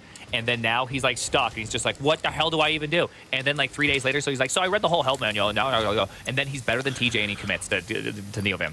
It's gonna happen. And then I thought, fuck, now I gotta do an opposite script on my phone. But then I realized I can just connect to my desktop to run the script. It doesn't matter, okay? It's cool. Just trust me, it's cool. It is Number cool. 9. Yeah. AI. We have to talk about AI. I don't know about you, but I don't like using AI. It feels like I'm kneeling directly to the tech overlords. And It's worse than that. It's worse than that. AI is like the... Dude, I love Jonathan Blow's takes where people are like, dude, AI's made me like 10x better and all my friends like 10x better. And then Jonathan Blow every single time is like, oh, that's because you and your friends are all bad programmers. The level of baseness of that statement is incredible. It's just like undefeatable based logic. It's so funny. I absolutely love it. There is something that is very bad about AI, right? Like, remember, just the ChatGPT MIT study that it's just like your brain literally turns off when you use AI. Like, it just like you send a bunch of waves in your brain when you Google or you think for yourself, and then when you use AI, it's like your brain waves go, I don't need to do this anymore. It's kind of crazy. It's actually kind of crazy to think about how much stuff, who knows what's going on. And then when the internet went down, all of Twitter's like, well, I guess I can't work. I never even knew the internet. I didn't even know that AI went down. I just programmed. I just thought that the old Super Maven just wasn't working for a second. So I just programmed by myself for hours. It was fantastic. It was great. There is something weird about it, though. I'm on his team, but I'm on his team for completely different reasons, right? I do agree that there is something kind of terrifying about having this idea of a sophisticated knowledge retriever, or shall we say it different, a sophisticated knowledge guesser. That's probably a better way to say it. That is owned by like 4 companies. Like, there's something weird about that like your entire world will revolve around this thing, and it's just like if you can't leave it, you're super screwed. It's just weird. It's a weird place. It's a weird world we live in, that we actually live in a world where people opt in to learned helplessness, even though it feels good. I'm not saying it. I'm not even going against you. I'm not even going against you. World equals bubble. I mean, you got to realize the amount of people using this is going up by We've had very few products where it's approaching 1 billion people using it. Right? That's 14% of the world, dog. Like, it's gonna keep on going. In the next 5 years, is it gonna be 2 billion people using the AIs? Right? Like, it's kind of crazy, you know? It's just a crazy world we live in. Not to mention it can't be exponential because there's only 8 billion people. Like, it's gonna be inverse tangent at best, okay? I mean, you know? Goddamn subscription fees. I feel like I'm spoon feeding the machine that has stolen all my data, more of my data. Here you go. Nice and fat. Here you go. Not happening. But I got curious, and, you know, I built my own computer not long ago, and I spent a lot of money on it. Why don't I just see if I can run it myself? It's a beast. So I set up a local... And then he learns that his computer that is a beast is, in fact, not a beast. That's the best part. He's going to be like, dude, it's not... it's a beast. Then he runs, he's like, dang it, not a beast. I got to get, like, 19 computers together to make it into a beast. Language model called Mixtral. Emphasis on local, which means it runs on my computer completely offline. It's beautiful. Now I can search whatever I want. And I can ask it dumb questions like, why is my left toe bigger than my right toe? And no one knows about it. Not Google, not AI overlords, not even you. Step 10. How many steps are there? And we have so much left. PDF. I did go into a little bit of a self-hosting phase for a second. I was playing around with it. The tokens are really, really slow, and obviously the models aren't as good. But there is something about will Facebook's Llama actually catch up? Because there is a real chance that Llama will be good for a lot of things. And hopefully if they could just accidentally make it like 100 times more efficient, that'd be pretty sweet. You know what I mean? We still need it 100 times more efficient for it to actually be useful for most people. It's really hard to use these models with any sort of accuracy. Like, right, you're like, oh yeah, I'm totally using them. I'm using them at 1.5 quantization. You know, like, you need more than 1.5 bits. Okay, yeah. My model weights are like on, off, and maybe. Like, that's it. That's my model weights. That's all I've ever needed. It's like, well, yeah, I mean, that's not really, that's kind of crazy if you think about it. Apps, Google Docs, calendar, contacts. I was honestly getting a little tired at this point to try and... AI, when this video was made, 1 month ago, didn't they release a new version of ChatGPT recently? I don't know. I don't follow this shit. Find an alternative to all of these, but that's when I discovered Nextcloud. It's an open source self-host beast, and it does all of this for you. Maybe there are better singular alternatives. Still logging in. I came back to this at the very beginning, or I started it at the very beginning, and I'm still starting here. There's so many services. There's so many, and the amount of dumb startups that use Clerk as a means to host all their authentication, so it's just googly all the way down. And I also don't blame them. I also don't want a service where I have to sign in with my email and password. So I don't know what the hell to do here, other than the fact that I don't want to live in a world where just how the hell do you get off of here? I don't know how to I don't know how to live in this world, and I feel stuck in it. I feel stuck with Gmail. I do feel stuck with Gmail. But the fact that I can get all of this baked in one was exactly what I needed, and just one quick install and it was done. I was completely out of Google, and it felt amazing. Finally, I'm free. From here on is when I needed to tighten things up a little bit. I actually bought a domain. I know, I paid a subscription fee, but it's worth it. If you're self-hosting, it's actually worth it because you can get a domain for $5 a year. It means I can get better security features. Unless you buy .ai, a lot more, which by the way, buying country codes, I love the fact that .io is a country code, and now that country doesn't exist anymore, and there's just all these companies that are like, we have to change our domain in the next 4 years. What do we do? It's just like, yeah, stop buying country codes, idiot. What are you doing? The world changes. Yeah, .io's gone. Don't stop it. Twitch.tv is Tanzania. I put all these services in subdomains, so like docs.mysubdomain.com and password.mysubdomain.com, like all these different things I made, I can access easily. I don't have to type my IP address. Com is not a country. Anything that's 2 letters or less is a country code. Everything that's 3 or more is non-country code, idiot. For each one. And I started to tighten down the security as well, especially because I was looking online. I'm like, I'm getting a lot of bots that are pinging me. I don't like this. Everything is locked in with the password already, but I added another layer of zero trust, so you can't access anything unless you have another login. I locked in my IP address with Tailscale. Beautiful Tailscale. I could make a whole video. I had a filter ban. I honestly don't even know what Tailscale is. I just assume it's Tailwind. It's a reverse proxy. What the hell is even that? Dude, I love that. I'm going to start every time someone says the word reverse proxy. By the way, a VPN is not a reverse proxy. It's just a proxy. Idiot. It was definitely worth spending some time locking things down, and I think I found a good balance of... Oh, you don't even know the difference? Oh, okay. Dumbass. It being secure, but also not like a huge hassle every time you want to access either. Now, swapping out all these Google services, there's one that I just can't escape, and I don't mean YouTube. There's one that sucked the most to get rid of, and that was actually Google Maps. Because Google tracks you so well, it is so good at predicting traffic. And since I drive a lot in Tokyo, I really rely on that to get to places on time. Why don't you just learn Tokyo? Alternative, your head and navigation skills. No, I'm sure there's a way to do this. I got pretty good at getting around San Jose, but at some point you just can't memorize the whole city. You can't be late in Japan. It's like a death sentence. The first time I used my open source alternative, I ended up 30 minutes late. And that's when I realized, hey, maybe Big Brother tracking everything isn't so bad. Maybe surveillance has its perks. But I stuck to my de-googling, and the best alternative I found was just using my Parse GPS. It has all this Japanese services built in anyway. I ended up using my Pi to replace my Google TV, and I'm running Kodi on that. I haven't really fully set it up yet, so not much to say about it. And you may remember to replace my Google TV, and I'm running Kodi on that. How is this thing's like, look at the resolution on this bad boy. The resolution on this bad boy is sick. I haven't really fully set it up yet, so not much to say about it. And you may remember I'm doing all of this on my Steam Deck. I added an extension so I can plug it into Ethernet. That way it runs on less power. It runs completely headless, and I can monitor all of it on my safe network system that I have. But then I thought it'd be kind of cool to use the display, so I can use that for monitoring. I ran Tmux and BTOP on it, and dude, bro's gotten to Tmux. Oh my gosh, dude! If he if PewDiePie ever says I use Tmux Sessionizer and it was fantastic, I will have made it. Let's go. The man is W. Dude, Tmux is so good, dude. He is NeoVim adjacent right now. He's officially NeoVim adjacent. Okay, this is exciting. One more step. It looks so cool. You know, this all started because I wanted to de-Google and try what that was like. And by the end of it, my Steam Deck looks like it's a detonator for a bomb or something like that.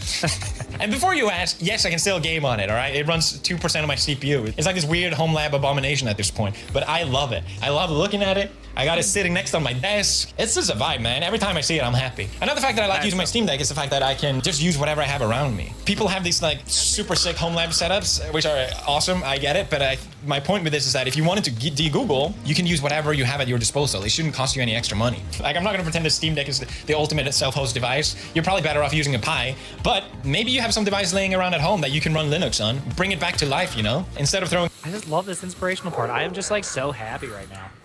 Dude, I'm so happy right now. As long as it's, you know, 86 by 64. Like that, dude, I'm just so happy right now. It away, and I hate to be that guy, but it's better for the environment. Yes, it's a lot of tinkering, but you learn a lot, and by the end of it, it's done. Like, I don't have to touch it.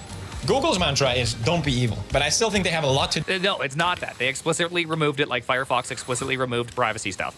They removed that stuff. There is nothing better than don't be evil, and you have to remove it. That is just life's great irony. Do to qualify for that title. I feel like on your phone you have all these settings with privacy and give permissions and all these things that they ask you. But it kind of feels like one of those toys that Björn has that it's just like a bunch of buttons that doesn't actually do anything. Unless you go all the way with privacy, it doesn't mean anything. Don't call it privacy. And for me, it's not even necessarily about Google. I think it's more about... I like that you like try to use a product and it's like, we need to know your location. You're like, I don't want to... Dude, you're an app and I just need you to do one quick thing for me. It's like, oh, I need to know your location. You're like, no. And it's like, can't work. Either give us your location or you can't read menu reader. And you're just like, dude, I am giving you the restaurant. You tell me, okay? Why? I need access to your camera and all of your contacts. I hate where software is going. Unnecessary subscriptions, ads, locking, updates changing the entire UI because you're... I'm gonna say something and I'm gonna have to get up and walk away, okay? I blame Netflix for the ad, or for the subscriptions. I blame Netflix for the subscriptions! More prone somehow to get more locked in. With YouTube, you know, it's been constantly changing for years and years and years just because they figured this is the best way to suck you in. If I host my own apps, there's none of that. So now I got my own home lab abomination and I love it. I'm finally free from the tech overlords. It was 100% worth it. And look, bro, I made you one too. You've earned it. Here you go, bro.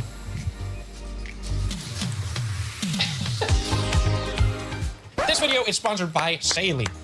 I am a huge fan of Saily because it genuinely makes traveling for us so much easier. This time when we were on our way to Savannah, Minty asked me about it and we literally set it up on the flight because it's in the world over 60 countries. A SIM provider. Yeah, it's useless. That you needed. And of course... Okay, not... Let's see if it does that. Corsair is course... Dude, like when... Jet. All of us... Tinfoil hat, I forgot. Told me that I should have... He travels with kids. Had internet. Let's go. For those who don't know, Saily is an eSIM app, which means electronic SIM. So if you're traveling almost anywhere in the world, over 60 countries, you get access to internet. I'm very impressed that he travels with kids. You know? Dude, it's crazy that he's doing all this traveling with kiddos. He made us a tinfoil hat too. Yeah, TJ told me that I should have... It sounds like a nightmare. Dude, I know it sounds like a nightmare. TJ told me I should have brought a tinfoil hat. I forgot. But dang. Through these apps. Mine said just open the app, pick the country, pick how much data she needed, and of course... Okay, not all of us have Pewds level money. I can't believe you forgot. I know. Not all of us... I know, it would have been so funny. But not all of us have Pewds level money, okay? We can't NetJet, okay? I do blame Netflix for subscriptions. It's true. Have you seen, dude, like when... Watch. Watch this. Coursera, Netflix model. Let's see if it does that. Coursera rolls out Netflix-style subscriptions. That's me to me. Woo! You know how long ago this was? Like, this was I think 8 years ago. People were always saying, oh, we're gonna do... Yeah, look at... Oh, my gosh. It was 9 years ago. Man, damn. Dude, this memory's... Dude, just memorize... Dude, do you see? I can memorize a password because I can memorize everything else. Idiot. I like calling people idiots, and I don't know why. Use code PewDiePie, which gave her a 15% discount. Okay, nice. And bada bing, bada boom, instant internet as soon as you land, which is what I want. The first thing I want when I land is internet. I genuinely hate standing in line when I land, renting a Wi-Fi box. How is that a good solution? You just have to carry another thing when you're traveling that also have to worry about being charged. Yeah. Or if you opt to just buy a physical SIM while you're there, you still have to go and actually find where to buy it, set it all up while you're there, and you have to worry about losing your original SIM. At least I do. It's kind of important. I don't like removing it. Saily just solves all the... By the way, it is crazy to remove your SIM and do SIM swapping. It is crazy. problems. It's an amazing service, and I highly recommend it. You can use the QR code to download it, or use the code PewDiePie at checkout for 50% discount. If you're planning a trip anywhere, you can download it right away, set it up all now, and don't even have to think about it. You need internet when you travel, so I just love that it removes that stressful element to me. So thank you, Saley, for being an amazing sponsor, and you guys are welcome. Let's go. Dude, this is 3 times in a row. I cannot believe it. This is 3 times in a row that I watch PewDiePie, and now I want to do new things in my life. I can't, though. I can't. I'm going to pursue. We are going to keep on going down this route, okay? I'm going to keep on playing with this. There's just... Sorry. I don't have time for more things. I don't have time to do more things. I'm a musician now. I bought a book on music theory. I'm reading it. I am 25 pages into the book. I'm trying to do it every single day. I am not giving up. I am not going to just walk away. We are going to enjoy this ride, okay? Yeah, no, I will not build a whole lab using a Steam OS. I will not use a Steam Deck. I will not use a Steam Deck. Again. Let's see if there are better videos somewhere to watch. I'm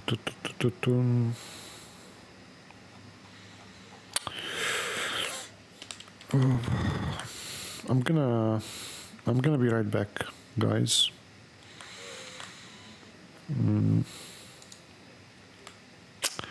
Listen to some music while I am away.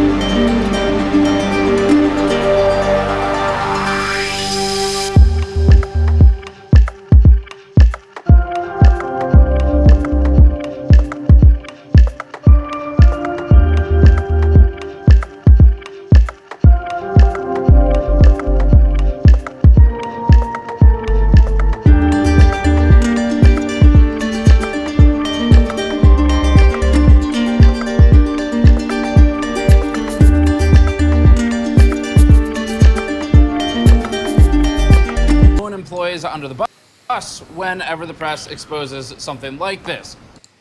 Jensen will be talking about artificial intelligence and burying the RTX 5060 launch. For the last 6 months, NVIDIA has been pressuring us under threat of access to include MFG, or multi-frame generation 4X, on charts alongside devices that don't even support it. Even though we've said that it's not a like-for-like comparison and that it would be an unfair misrepresentation and outright lie to even do as much. We've also heard from much smaller media how NVIDIA has slithered into their DMs to offer samples under specific guidelines. At this point, we think it's time to share some of this to protect those smaller outlets, but also make sure consumers are aware of what NVIDIA is doing behind the scenes and what we thought was a transparent and open communication with engineering and what has become something we think is more sinister.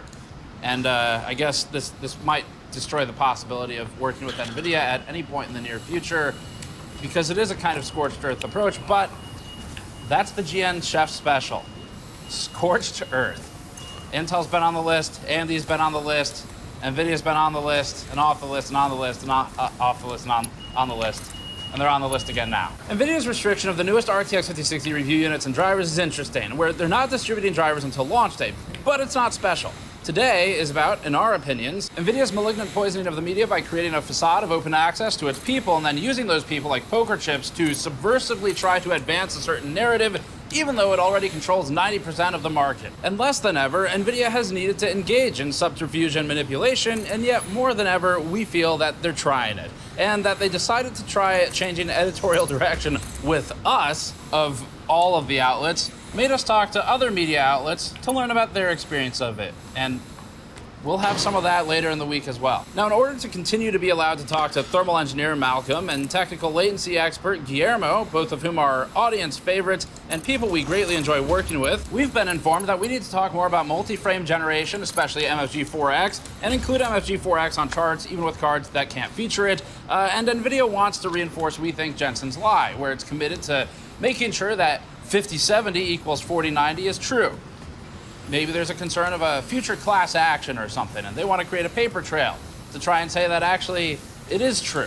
With increasing boldness, NVIDIA has stated to us that they might not be able to keep letting us interview Guillermo and Malcolm if we don't produce reviews the way NVIDIA executives want them to be produced. Now, us doing exactly what NVIDIA asks, even though it's in direct opposition to what we believe is right for the consumer, would be a breach of trust.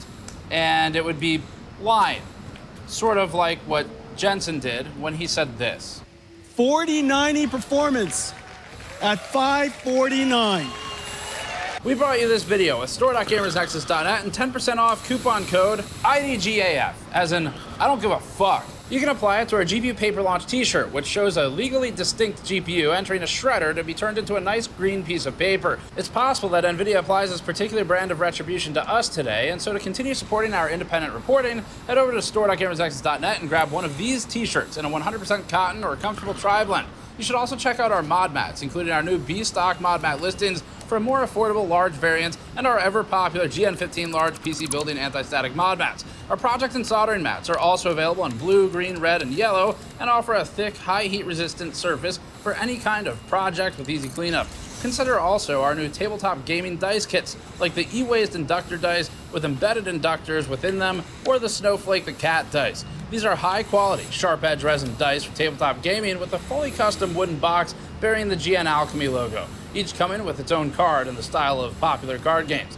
Head over to store.gamersnexus.net to support us directly, and remember, use code IDGAF for the next few days only for 10% off. NVIDIA seems to view review relationships like some kind of quid pro quo and expects that it's supposed to get something in return for them other than just the product review itself. And AMD actually used to be like that too, back before it fired all of the worst executives that were enforcing that approach. So because NVIDIA believes that this is purely transactional, we'll first prove a point. We've produced a ton of content about FSR, DLSS, and MFG. In fact, we've produced 71 minutes of content explicitly covering MFG and DLSS 4 with in-depth testing, frame-by-frame comparison of frame generation, and technical analysis. Some of it was positive.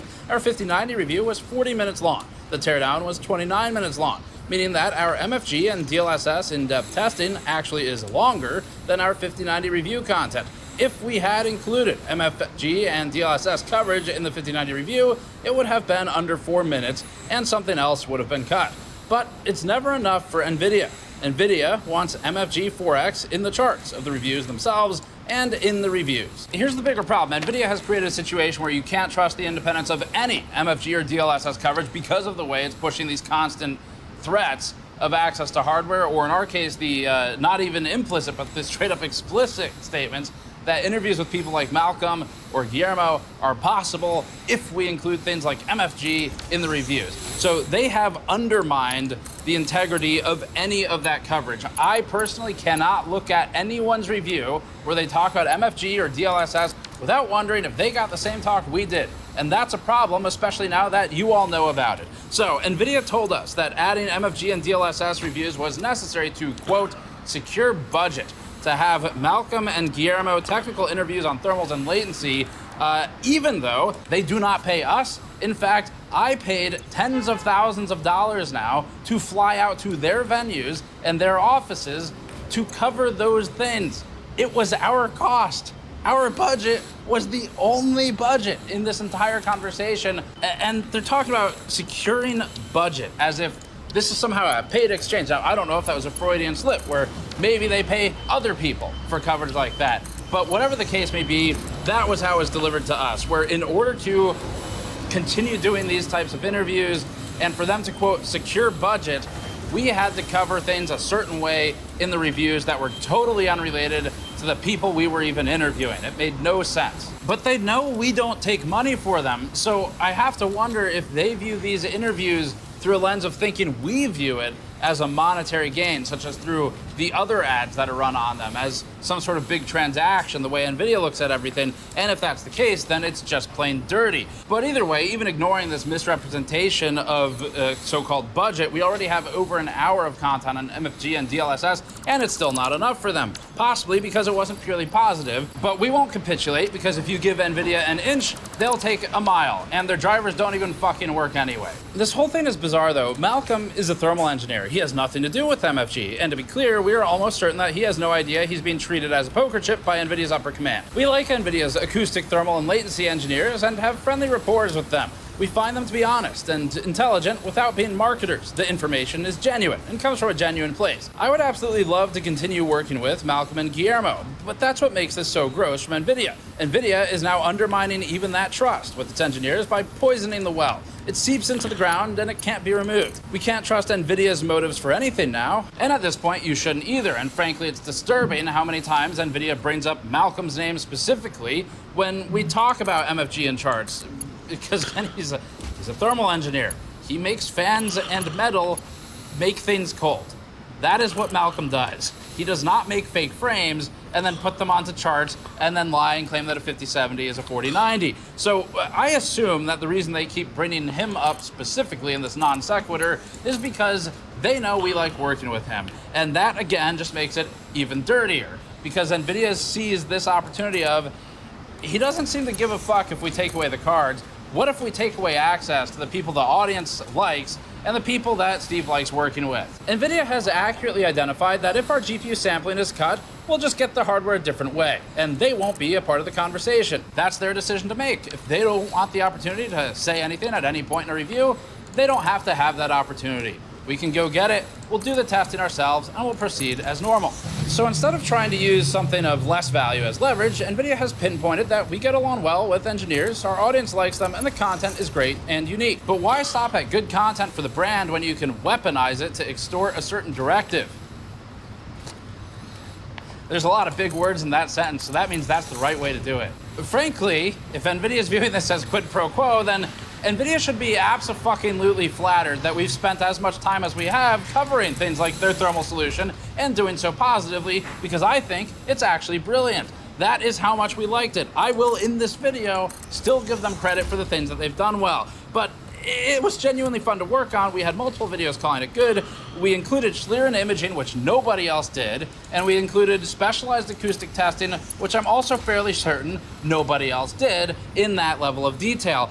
But again, it's not good enough. It is not good enough to do these things. You also have to talk about the rest of the narrative that they want to talk about. And to be in media doing testing on hardware with such limited time before a review goes live, the whole point is that everybody does something that the other people aren't doing. That's the cool part about it. But NVIDIA doesn't get that. NVIDIA seems to want a concerted push on their narrative, and it always wants more. It is never enough for NVIDIA. By threatening access to interviews and hardware, NVIDIA has created a scenario where all of the intentions have to be questioned, and that can even include ours if people don't know about this, which is why we have to expose it now to make sure everybody's aware of exactly what's going on behind the scenes, because NVIDIA has dirtied what was otherwise a clean and fun, seemingly transparent look at their hardware. But that transparency apparently was not the only intent. It was coming with a price. And we, to maintain the transparency, will be sharing all of that with you, because we're not going to let NVIDIA use this shit as a cudgel to dictate how we cover things. It's fucked up. I went off script. NVIDIA's undermining all the DLSS and MFG content by doing this, and I'm certain that for many of our peers, just like for us, they looked at the technologies. That's the NVIDIA bike going by. They're trying to make sure you can't hear me. Many of our peers probably looked at the technologies because they were genuinely interested in it, but you still have to look at it and wonder what was going on behind the scenes, and was it the same as it was for us? And again, this is a problem for NVIDIA, and I'm not sure they even thought about it that way, which is a big issue. So, for example, I spoke with Hardware Unboxed. I know Hardware Unboxed genuinely wanted to cover the MFG and DLSS technology, and their intentions were good. Hardware Unboxed, though, is interesting and will come up later because they got a talk similar to the one we just got years and years ago for similar editorial direction standpoint on reviews. But the problem that emerges is now every reviewer is looking at this video going, oh fuck, I have to now justify that I actually talked about this stuff because I wanted to, not because NVIDIA told me to. So it creates this cascade of issues, all from NVIDIA. NVIDIA is well known in the industry for being vindictive, not just towards media, but its own partners. EVGA left loudly because of it, and we had exclusives in our coverage of that. But over the years, every board partner we've spoken to has been terrified at one point or another of NVIDIA's visceral reactions to innocuous things. When I fought NVIDIA over this editorial direction push that they've been pursuing in our calls, which I've recorded and I am prepared to release if I have to, because NVIDIA was also recording those calls, and both parties were aware that NVIDIA was recording those calls because they were calls for the press. Just to be clear, NVIDIA, I am prepared to release them if I need to reinforce my statements today. But in those calls, I repeatedly pointed out that this whole thing of pursuing a certain editorial push narrative, that creates a transparency problem. And a different NVIDIA representative stated, my transparency is that I give you a card to test and review. That's my form of transparency. Which is like... Yeah, fucking video. Definitely. Definitely. Okay, but you didn't, though, because you didn't send a 5060.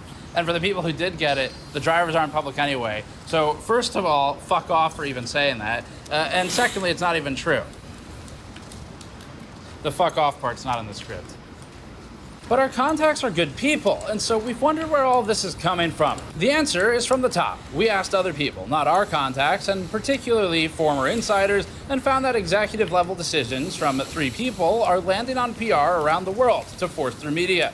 NVIDIA's misleading demands of MFG 4X inclusion in reviews would help it to avoid the problem that it has now, which is that its products aren't improving as much as the price is increasing. But even if someone wanted to add that data to reviews, NVIDIA often only gives reviewers 3 to 5 full days to review a card, sometimes a week if we're lucky. And then there's the fact that its own drivers are currently so fucked up beyond all recognition, or the FUBAR drivers as I call them, that even enabling MFG or DLSS in some games with some settings causes them to crash or the system to shut down. So it's already physically impossible to do all the tests that we do in that time and yet add more, and then it doesn't even work sometimes anyway, which would mean we take other things out, which NVIDIA would also be mad about. But that doesn't matter because we don't produce reviews for NVIDIA to be happy about them. We produce reviews for people to buy products or not buy products or buy competing products. That's what we do as our service. And so from NVIDIA's viewpoint, we basically need to change our editorial direction.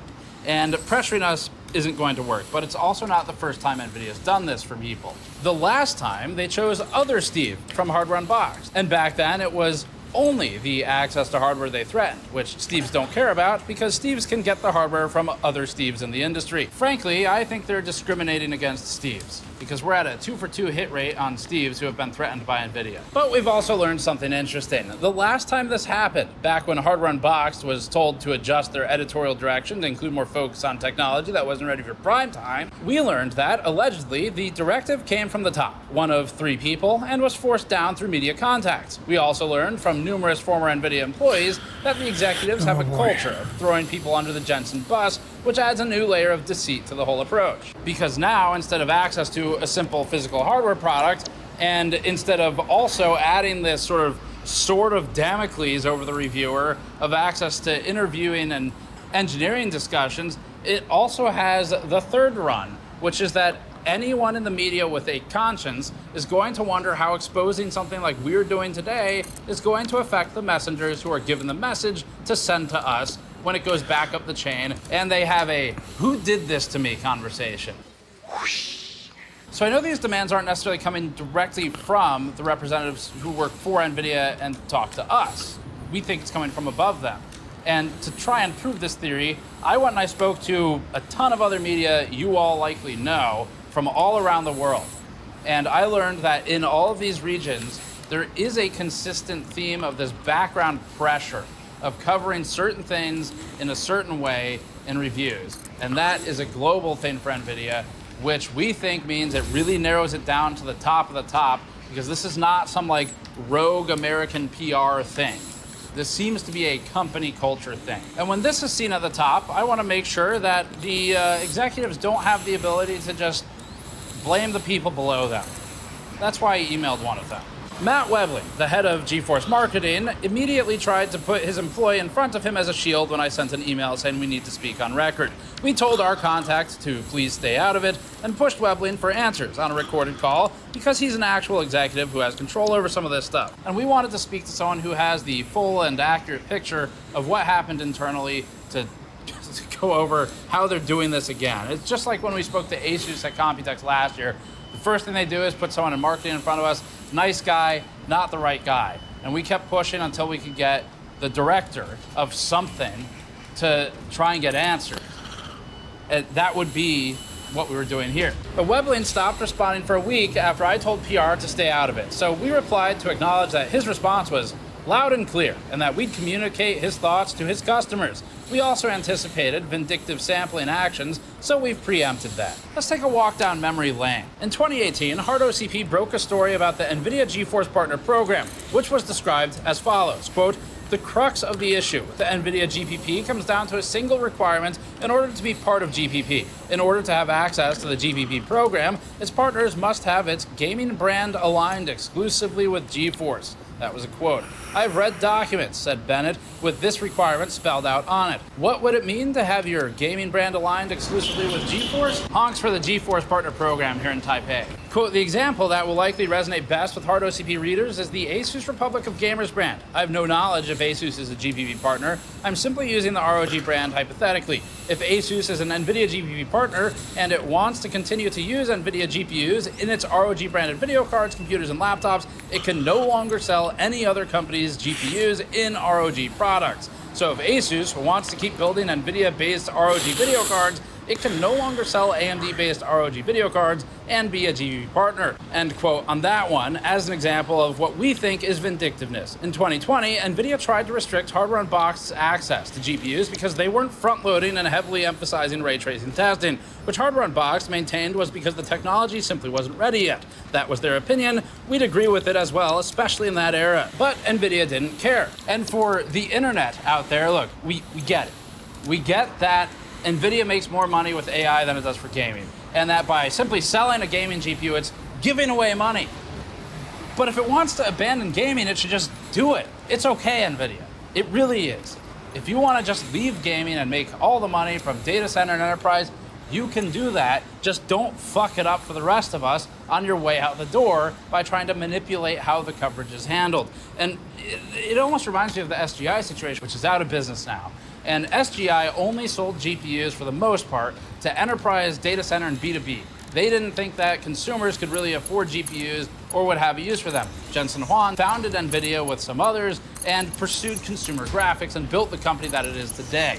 If Jensen wants to repeat that history and go only B2B, that is totally fine. And it might not even repeat this time. It might be that B2B is big enough now that he can maintain a B2B only company and not do gaming. So it's not the our gamers still being sold too thin that's the problem for us. It's the manipulation that's the problem of it. It's the threat that's handing over people like us when it has these conversations. If NVIDIA wants to cut off its nose to spite its face, they can do that by disallowing further well-received, highly reviewed, neutral to positive technical interviews with their engineers. But if NVIDIA instead is going to threaten us on the fulcrum of a particular type of coverage, then we believe that starts to become a form of extortion. And we think that NVIDIA made a calculated play here, where NVIDIA realized if it takes away access to cards, it doesn't do a whole lot. Taking away access to money doesn't do anything because they don't give us money. But what if it takes away access to the things that generate money through separate channels, like just through YouTube AdSense? Maybe that'll work. That's how I felt receiving these messages. And just to be clear for our audience, again, referring to the coupon code 10% off on store.gamersnexus.net, I don't give a fuck what NVIDIA does for any of that, because we're gonna continue on just the same. I would love to bring you all engineering content and interviews and let them tell their story in a way that's educational and actually useful for people. If NVIDIA doesn't want to be a part of that, that's fine. They can fuck off and do whatever they want, and we'll keep doing our thing. Ultimately, that's why we have audience support from you all, so we can do stuff like this. So anyway, at some point, enough is enough. And that's true for consumers too. And to keep that thought in mind of enough is enough, I'll leave you with a message from the late Gordon Ma-Un, my friend and mentor, who once said this at this very location in Taipei. Internet, you will disagree, you will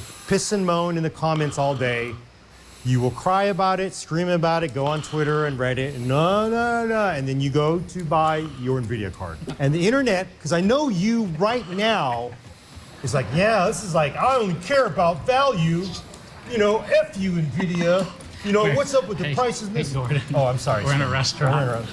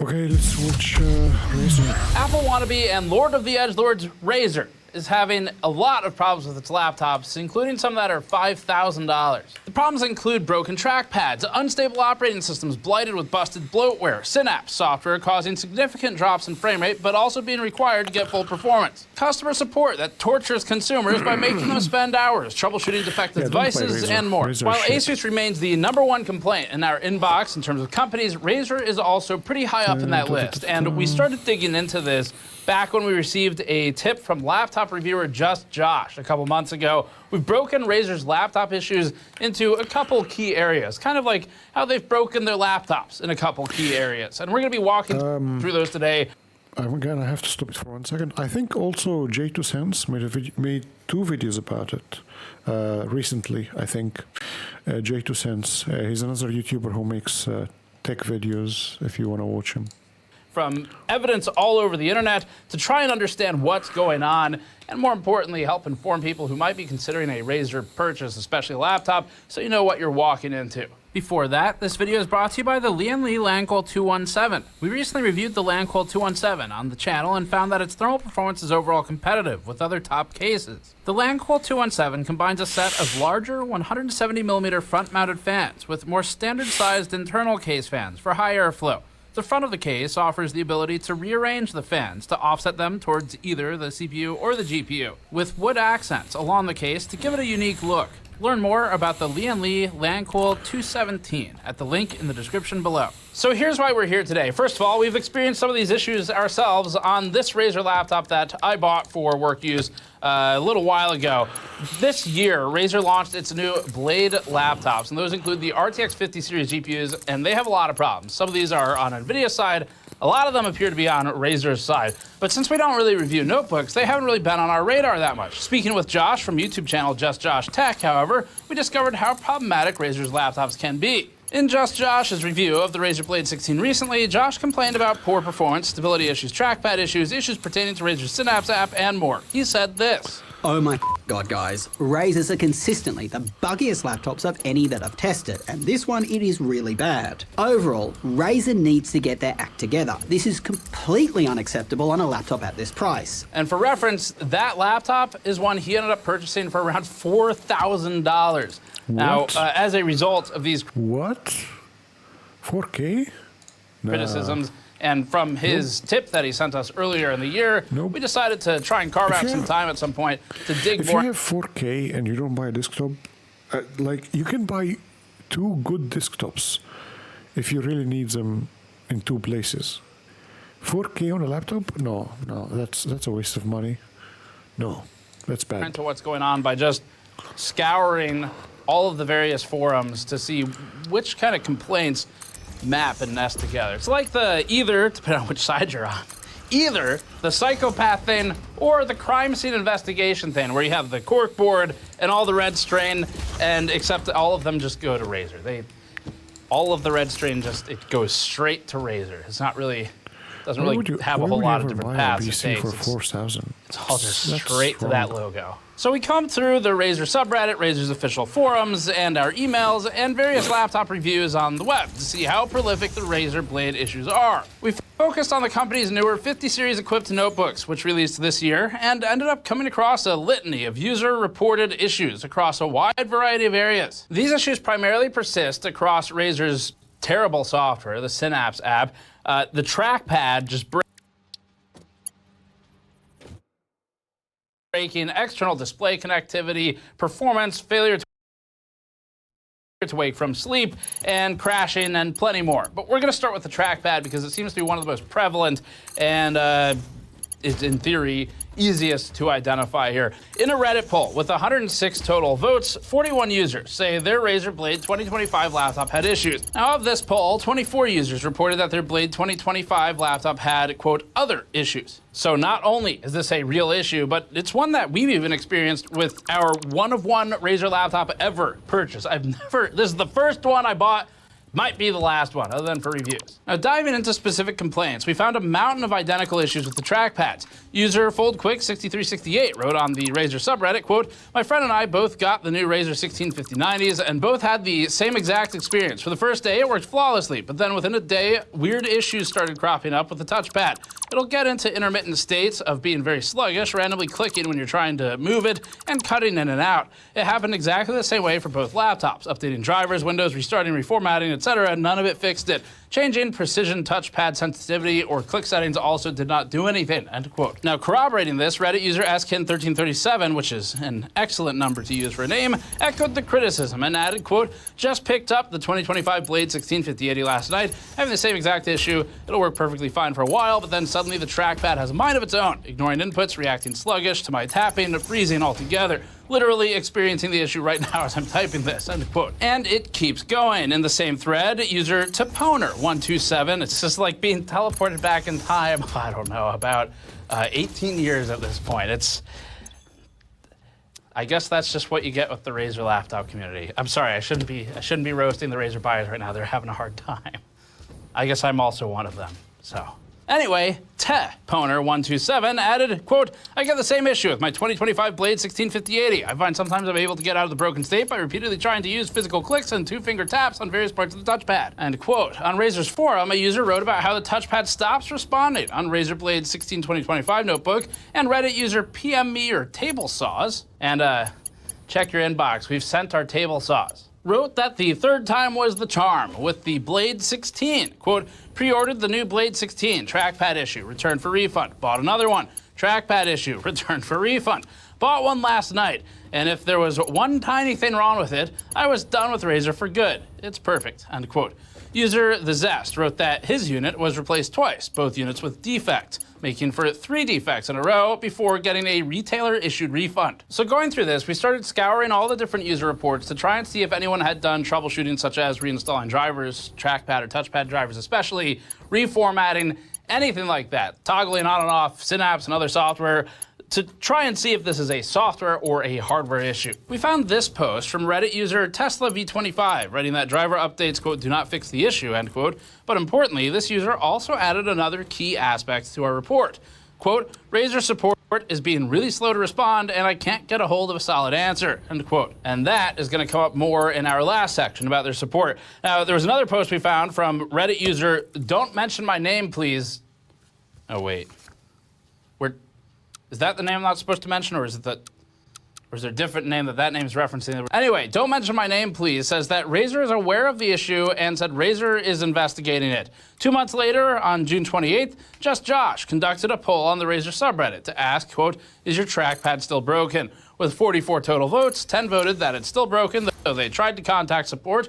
1 voted that it was broken without having contacted. 4 said their issue is fixed, and 29 voted that they didn't have any to begin with. Now, for our part, we've done some basic troubleshooting on this older Blade laptop as well. That included reinstalling drivers, putting in a different SSD with a new OS, and also taking it apart to inspect the trackpad and then putting it back together, and the same issue persists. So at least for this one, we think it's a hardware level defect.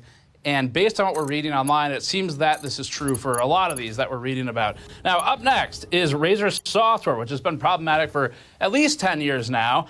We last talked about Razer Synapse back when we tested some of their peripherals. I think we were still operating out of the house at that point. Razer Synapse has best been known for being bloatware, but it also claims to offer some functionality, like changing RGB lighting or modifying what your peripherals do, what the buttons do, things like that. On April 10th, Reddit user Ivan6953 noted that Synapse 4 caused a 50% degradation in FPS performance in the game Control on his 2025 model Razer Blade 16. This laptop was equipped with an RTX 5090. He wrote, quote, I noticed that whenever I tried to play Control on the new Razer Blade 16, my FPS would stutter and hitch like crazy. I tried to get to the bottom of the problem, but couldn't figure out what the cause was. I was blaming NVIDIA drivers, actually. Moreover, the problem I was experiencing wasn't present when using the controller. Only when moving the mouse would FPS just melt. I tried to find the cause, and it was Synapse. Having Synapse launched causes the GPU utilization to instantly go down upon any mouse movement, resulting in FPS loss. Closing Synapse gets rid of the bug,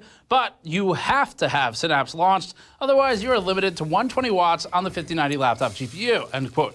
To support this claim, he even embedded a video into the Reddit thread where he played Control without Synapse enabled and got frame rates hovering around the 50s, high 50s or so.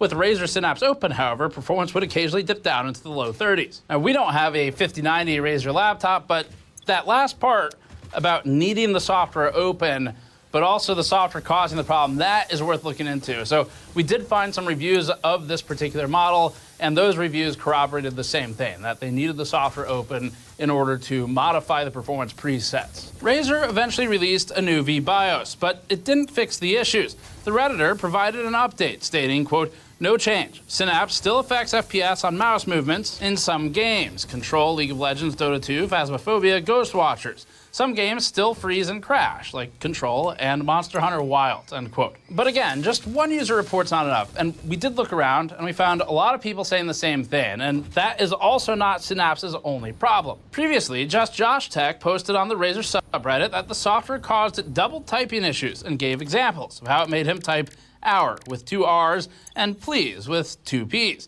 In his video review of the Blade, Josh stated, quote, people have reported that there are some issues that cause Synapse to clash with your mouse if it pulls above a certain frequency, end quote. In a separate issue, in another post, Reddit user Zane Callius' post corroborated some of the previous user Ivan's feedback. Quote, when Synapse 4 is running, it causes a lot of games to stutter, most notably League of Legends, Cyberpunk 2077, and Marvel Rivals. When I exit all Synapse apps, that fixes it, end quote. Another user reported some strange Synapse behavior, saying that a Blade 16 with a 5080 can't use the keyboard functions to switch performance mode. The user identified that these only work with Synapse open and manually selecting a mode being the active window, saying, quote, while using the shortcut key makes it appear active in Synapse, it doesn't actually apply the change, end quote. Another user responded to say how they had similar issues, also noting that manual fan curves are broken, performance profile switching is broken, and that Synapse has to be not only open, but again, the active window. And if those issues aren't strange enough, there are, of course, worse ones. Reddit user Zippy Apple wrote that Razer Synapse can't even detect his Razer laptop, and that all settings go back to factory defaults. UltrabookReview.com's review of the notebook echoed a lot of the complaints around Synapse that we found on Reddit, this one through a review. The reviewer called Synapse, quote, buggy, end quote, noted double registration of key presses, matching what Josh saw, and referenced stuttering in games, like what the Reddit user saw. The reviewer wrote, quote, however, it's important to understand that you can't run the laptop at higher power without Synapse, as it needs it for the higher power profiles and settings. So even if you install a fresh Windows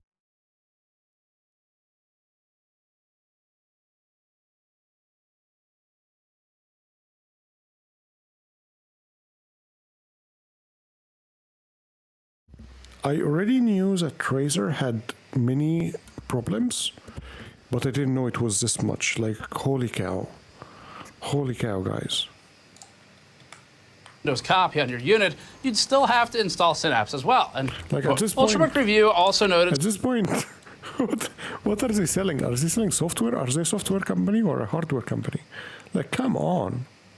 Some of the performance issues that Synapse brought, highlighting dropped frames when Synapse is open and reinforcing user complaints that closing it resolves the issue, but eliminates other functionality of the laptop. Speaking of performance issues, while digging around, and basically what we were doing was trying to categorize what are the key problems here. One of the key problems that we were able to give its own category is abnormally poor performance on battery. It's normal for performance to be worse on battery, but this is like exceptionally bad in a particularly impressive way, and not a good one. So we dug up countless reports of this issue. They all seem to be related. This user said even web pages take forever to load on battery, noting that he updated all the drivers and performed a factory reset twice. Regardless of these attempts, he noted that, quote, it still performs worse than my 2024 Blade 16, end quote, which was equipped with 64 gigabytes of RAM, 4 terabytes of storage, and an RTX 4090 GPU.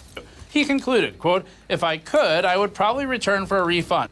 Be warned, end quote. This other user said that CPU single core performance tanks on battery, calling it, quote, slower than almost any gaming laptop I've ever tested, end quote. Another user complained about the laptop's performance while running on battery, this time citing issues with streaming video and even just typing.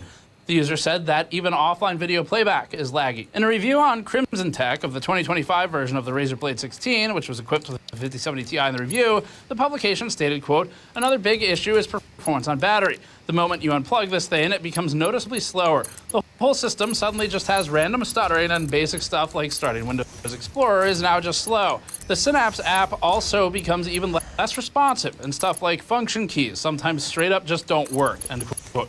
The publication also attempted a full reset and driver install like a lot of these users did, saying that none of these fixed it. Now, it's normal, again, for performance to be lower on battery. That's just how they're supposed to work. It's to preserve battery life.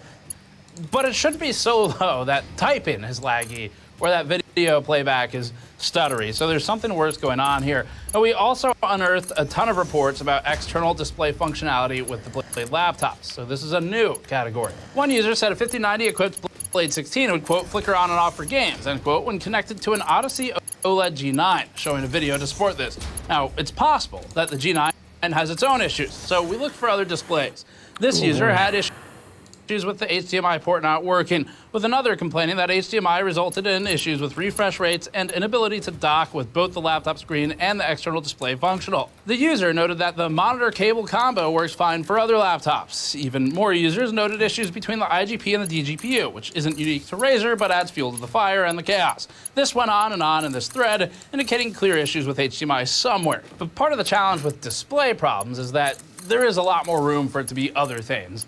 Between cables and just the monitors themselves, there are other factors at play where it may exit just the Razer laptop, but there's enough of these with enough different combinations of things. We think there's a problem somewhere in here. Now, in just Josh's review of the Razer Blade 16, Josh shared another external display-related issue. Here it is. When plugging into an external display, the display is fuzzy. It appears like it's using the right resolution that's in Windows settings, but it's clearly not.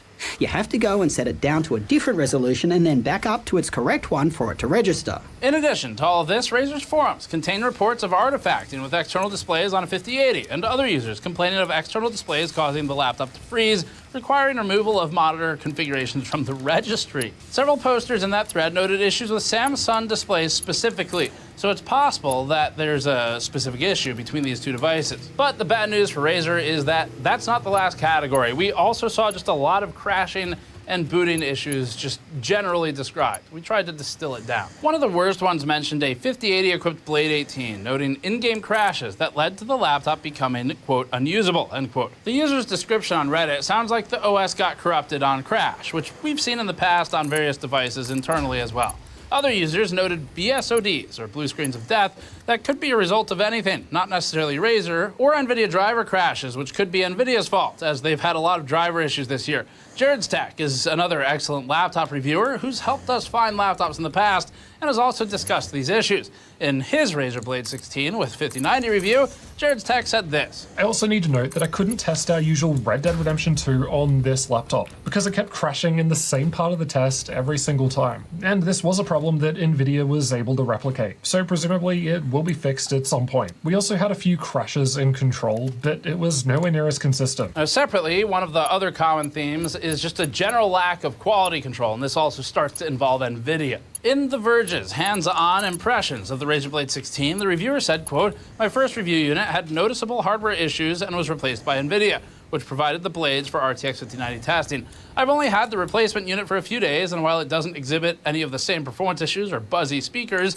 it's had a couple of random blue screens of its own," end quote. And just to reiterate, that's two defective units happening when NVIDIA is controlling the sampling process personally. They know where it's going and that the purpose of it is to be reviewed, and they're still showing up defective twice. Back on Reddit, a user posted a list of issues with their 5070 Ti Razer Blade 16. We'll show that list on the screen. It's extensive, but the short version includes BSODs on day 3 of use, crashes, lagging, loading during restart and shutdown, inability to wake from sleep, underutilized GPU and overutilized CPU, and trackpad issues, among others. Now, a company can sell the most defective individual unit in the world, but as long as customer support can properly handle it, they might stick the landing. It really depends. I mean, Fractal and Arctic have set a good example over the years for this, but most companies don't. And that's why that list really hasn't gotten that much longer over the years. Razer is also plagued, unfortunately, with customer support issues. Reddit user CC13RE created a post on the Razer subreddit titled, quote, "Razer support just assumes you have hours and days to troubleshoot their brand new laptop. Do not buy 2025 Blade," end quote. And just me and you, CC13RE, just briefly, I get that frustration. I think a lot of us probably do. Most of us have been through some kind of experience where you're like, wait a minute, I'm not getting paid to troubleshoot this problem. Can you just refund it for me? Give me a new one? In the post, he vents his frustration and lists blue screens of death, graphics errors, resets, among other issues, with Razer asking the user to troubleshoot everything personally. The user says, quote, "I told them to take it back, so they escalated my case. The first thing this new guy asked me to do is reinstall my fucking drivers. I have spent probably 10 hours total testing this piece of shit. Why the fuck do I have to do hours and hours of free labor on a $3,500 laptop? Just take it back and send me a new one. God damn, I hate Razer. Please someone convince me to just return it fully. I don't think they will be able to fix it or send me a new one," end quote. I just want to say, I think I really want this guy to be like my anger translator. I need him to write the scripts for me for Lord. some of the issues that we talk about, because this is just beautiful writing. I really enjoyed reading it. So hopefully if you're out there, Reddit user, I hope you at least get some amusement out of the fact that your words have been read verbatim and we're not even going to censor it. Just, it conveys the emotion better. Now that user isn't alone. There are dozens of such reports just in the last month alone when looking across forums and Reddit. This user also complained of slow and, quote, sketchy, unquote, repair services as provided by Razer, all made worse by the fact that Razer only provides a 14-day return window. You'd be better off buying from a retailer with a 30-day window, which is more standard. One user recounted an instance where Razer refused to apply a teacher discount code to a purchase that was still within that 14-day return window. This led to the teacher returning the device for a $4,500 full refund and subsequent purchase from another vendor. Now, Razer has really dropped the ball here. Razer's entire brand is built on this idea of being high quality and better than the others, almost like this sort of snooty attitude about other brands. You could tell that when they were designing this and announcing it, they were probably wearing black turtlenecks and had lights behind them to cast their shadows upon the audience, to quote Silicon Valley, like a giant looking over his own shoulder. That is the vibe you get from Razer. In addition to the gamer edgelord vibe of, I don't know, the Rome 2 Total War flag with the green snakes. I just stopped to look up that logo, and it looks like it may be based upon the Triskelion Snake Witch, which was originally discovered in a cemetery. So I'm sure there's other meanings too, but I like that one the most because that is probably where most of these will be discovered.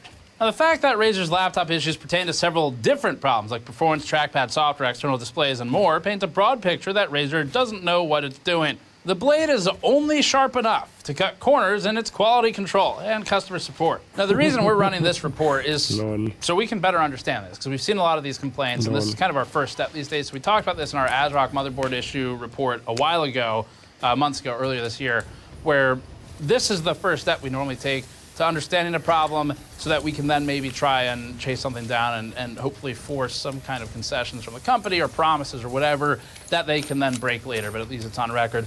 In the very least, though, if we can't get that far because we don't really work with Razer, what we wanted to do is just compile stuff, get it together for you, and then if you're thinking about buying one of these laptops or you already have one and you're experiencing these problems, at least you know what to expect, or that it's not only happening to you. And unfortunately, it looks like Razer just has lots of problems right now with these Blade laptops. So anyway, that's it for our initial report and recap of the issues at hand for Razer. This will also give us an opportunity to ask you all to let us know about the problems you've had with Razer's components. So if we expand this and start doing some more first-party testing on our own beyond this specific device, the trackpad issues, we'll have more to work with and have more input from the community so we kind of know where to focus our efforts the most if we go that route. But we'll wait and see. We know that some of the laptop reviewers are working on some content, and since that's kind of their area to focus on, they hopefully will get some stuff out there to really start digging. But don't buy anything Chinese. Maybe avoid all Chinese products, like all of them.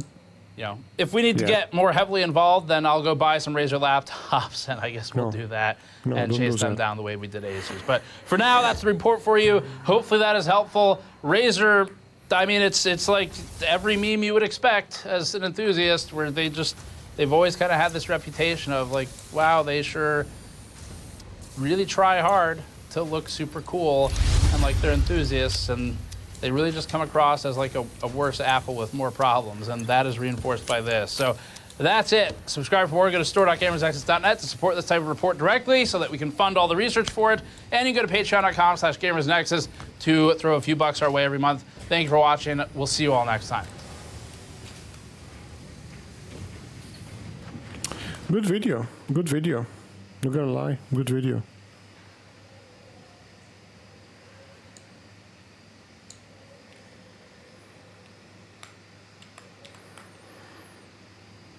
Well, clearly we struck a nerve. Go figure that when you cover crime, corruption, and money, it upsets people who like money.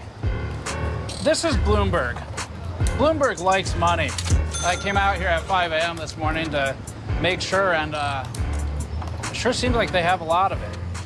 Bloomberg filed an illegitimate and invalid copyright strike against our 3.5-hour-long movie about the AI GPU black market earlier this week, and our attorneys have prepared a response, but it's written in legalese, and I thought it might be better to explain our response to Bloomberg to our audience by using a more universal language. Now, the safest thing to do would be to accept the strike, wait 90 days, and then say nothing of it ever again. But first of all, I've got New York's angriest defector who's saying this. I hope that Steve Burke goes to Bloomberg and gives them a piece of his mind. I hope he has to speak to their legal department. If they don't solve the issue, I hope he finds a lawyer. If he doesn't find a lawyer, I'll find one for him. Louis Rossman. Louis Rossman. Hopefully he doesn't copyright strike me. And secondly, does that sound like us to just say nothing of it ever again? You can get a free copy of our movie included with backer tier orders on store.gamersnexus.net. Our content is pushing enough buttons that large corporate bootlickers are abusing copyright systems to take it down. Just like the black market GPUs, you can get your own black market copy of the first ever Gamers Nexus full feature movie on the store by buying one of our backer tiers. These include different types of products, like our Turn a Blind Eye t-shirt that says the Chinese idiom uttered every time we asked those in the illicit GPU supply chain if NVIDIA is aware of export control violations. Our Kingpin backer tier includes a tube of Kingpin thermal paste, a GPU paper launch t-shirt, in addition to the Blind Eye and Blacklisted shirts for that tier, a 4-pack of our brand new GPU VRAM glassware with gold halo, and more. It even includes a special upcoming small group Q&A session with me. Or you can grab the Fence tier, which has the pint glass, a bonus video, a black market sticker pack, Blind Eye t-shirt, and wallpapers. Every one of these tiers comes with a free copy of our movie that we're writing to 128GB USB keys. So you also get a usable, large-capacity USB key, allowing you to preserve our movie in your collection, no matter who strikes it next. Finally, our Honeypot t-shirt is a charity shirt where we donate its profit to multiple organizations, one of which is archive.org, which assisted in preserving our movie and feels fitting here. We're happy to share that profit with them. Head over to the store to support our ability to fight against censorship by large corporations. Bloomberg said it wasn't appropriate to call them with questions. They must Gamers Nexus, I heard about this. He got a copyright strike from Bloomberg, and yeah. prefer the old-fashioned way, face-to-face conversation. Whoever's out there, stuff like that, please don't bring Bloomberg into your business. That's all. But they're the ones who brought us into their business. How's that? Because they filed a copyright strike on us. Bloomberg filed a copyright strike that deleted our NVIDIA AI GPU black market smuggling investigation video from YouTube. They claim the reason for this is that we had an attributed clip of US President Donald Trump speaking about the unban of NVIDIA's H20 GPU, placed at minute 22 until 23:15 in the video, which includes some of our own studio-recorded voiceover. The clip we included is absolutely 100% within our fair use rights for inclusion and is not a creative work by Bloomberg. It is not copyright infringement. It's allowed. This was an abuse and continues to be an abuse of the copy strike system on YouTube by Bloomberg. Our attorneys have sent Bloomberg a demand letter and have filed a counterclaim with YouTube. YouTube has accepted our counterclaim, which means our video will go back online in about 10 days, unless Bloomberg produces evidence to YouTube that it has filed a lawsuit against us. Presently, they haven't done that. When we reported on what the United States president said and used the TV clip to prove he said it rather than just ask you to take our word for it, it was newsworthy, transformative. It included reporting and criticism, conveyance of news, technical context Bloomberg does not provide, especially given its tragic history with fucking up the Supermicro story, and even included parody near the claimed area. Bloomberg struck us over about 0.5% of content, and that part was under fair use. And we're not the only ones who think so. Friend of the channel and consumer advocate Louis Rossman had this to say. This is a really slippery slope to go down. What, are we just going to accept that this is normal, that if one outlet records the president speaking, that outlet now has a monopoly on who is able to quote the president? It's insane. How are you supposed to demonstrate and prove that the president said this? And Louis Rossman is a goat. He's a goat. Your video, if you can't use my recording of the president speaking. And if fair use is to mean anything at all, it would apply to when the Commander-in-Chief of the United States is speaking on a topic of relevance to a documentary. What is fair use for if you can't use it to quote the president speaking? He's not alone either. Coverage from copyright attorney Leonard French also explores this topic. If I'm right, and I'm right a lot, then the Gamers Nexus video is objectively a fair use, and it will be just a matter of how at this point. How do you convince Bloomberg to drop the claim? How do you get YouTube to put the video back up? Copyright strikes are serious. You get 3 of them until your channel is terminated by YouTube. Abuse of this system also acts as a suppression, because if Bloomberg doesn't intend to file a lawsuit, it still gets the benefit of suppressing us for around 12 to 13 total days, which obliterates video momentum even if it does go back online. And it certainly helps them drive more views to their competing video in the meantime. You can see here that their views per day dropped by 50% within just a few days of us publishing our AI GPU investigation. The first full day we were offline because of them, their traffic increased by 13% within 24 hours, which is very abnormal for a video that's already been up. The timeline is simple. A $15 billion per year publication, Bloomberg... Regarding the video for this video, the why China is building an AI, it didn't have shit inside. It was totally empty. And the dislike to like ratio is like, likes are at 5,000 and dislikes are at 23,000 right now. 23,000 dislikes, 5,000 likes. It's gruesome. Competing video in the hours, which is very abnormal for a video that's already been up. So yeah. The timeline is simple. A $15 billion per year publication, Bloomberg, filed the copyright strike claiming 75 seconds out of 209 minutes of content, all of which our attorneys will vigorously defend as transformative and fair use. The claim seized our ad revenue. It'll give it to the $15 billion per year mega corporation, Bloomberg. We called Bloomberg attorneys to confirm it was them and not a spoofed filing. Bloomberg's attorneys manually confirmed with us the copyright strike and then barked at us on the phone because they said it's inappropriate for us to call them. Our attorneys helped us file a counterclaim on the same day. Next, I asked Vitaly what he's doing 12 hours from now. At 5 a.m. on Friday, August 22nd, Vitaly and I went on our next big adventure, got on a plane to New York City, and went to meet our new friends. This is one of them. This unmarked Bloomberg security guard followed us around and monitored us across multiple city blocks while we were nearby. Where's their logo? On the left, yep. Is it in shot? What's that? We are not from Bloomberg. It's a public sidewalk, so. And you'll even see them regularly appear in the background of some of our shots, as we must have made someone very uncomfortable with our presence. I think Phil bringing the back up. Is he? Yeah. Is he coming back out? So I think what we'll do is, just to be extra safe, I'm gonna walk on the street in that turn lane, just so I'm 100% not on their property, if you wanna follow me. And then I'm gonna stop on the other side of this, you know, this block they have on the ground where it changes. I'm gonna go on the other side of the sidewalk. While we were in the area, a Bloomberg employee said this. By 11 a.m., we got to say hi to Bloomberg Security. Hi, good afternoon. Hi. Bloomberg Security. By 12 p.m., we saw our copyright counterclaim was approved by YouTube. 1 p.m., Bloomberg told us we have to ask them permission anytime we show Bloomberg, and then admitted to us that Bloomberg retroactively changes its content after publishing, which is very interesting for a whole new host of reasons that we'll save for the future. Around 3 p.m., Bloomberg told our attorneys that they'd be happy to release the strike if we pay them a licensing fee in what felt to us like a shakedown. It's interesting to us, though, because we've covered Bloomberg reports a lot in the past. I've appeared on their podcast and I've made them money. So it's interesting because Bloomberg didn't have a problem with us covering them in the past. So we started trying to figure out what motive Bloomberg could possibly have for an illegitimate copyright strike. Bloomberg has teams of lawyers. Maybe they're used to steamrolling smaller media. Maybe they're pulling the ladder up after them, or maybe they're nervous, jealous of new media that's more agile and more capable of getting the job done.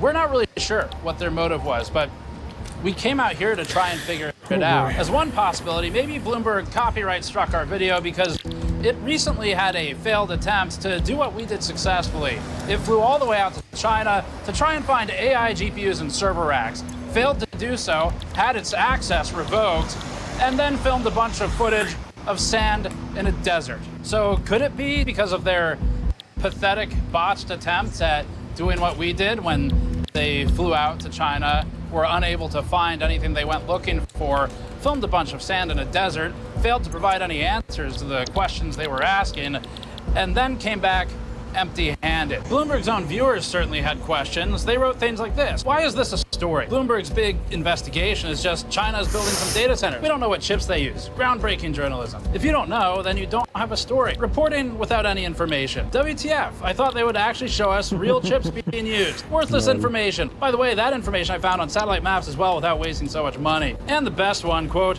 the entire video, basically, Bloomberg don't know. So while we don't know exactly what Bloomberg's motive was, it certainly seems like not knowing is enough of a foundation for them to publish a story. Maybe it's not, because their video gets more views from copyright striking our video. Maybe also it's just a coincidence that the first time Bloomberg has a problem with our reporting, it has to do with what we think is underground government corruption by NVIDIA, which just happens to be a big sponsor of Bloomberg. Bloomberg's financial interests are so intertwined with NVIDIA that it has an entire page dedicated to NVIDIA's sponsored content. Bloomberg's sponsored, paid-for content goes through great lengths to market NVIDIA's products, and in particular, its AI products that we've frequently criticized. After all, CEO Jensen Huang frequently appears on Bloomberg. He even had a trip to Taiwan the day after our video was pulled from the internet, with a lot of local Taiwan media talking about our story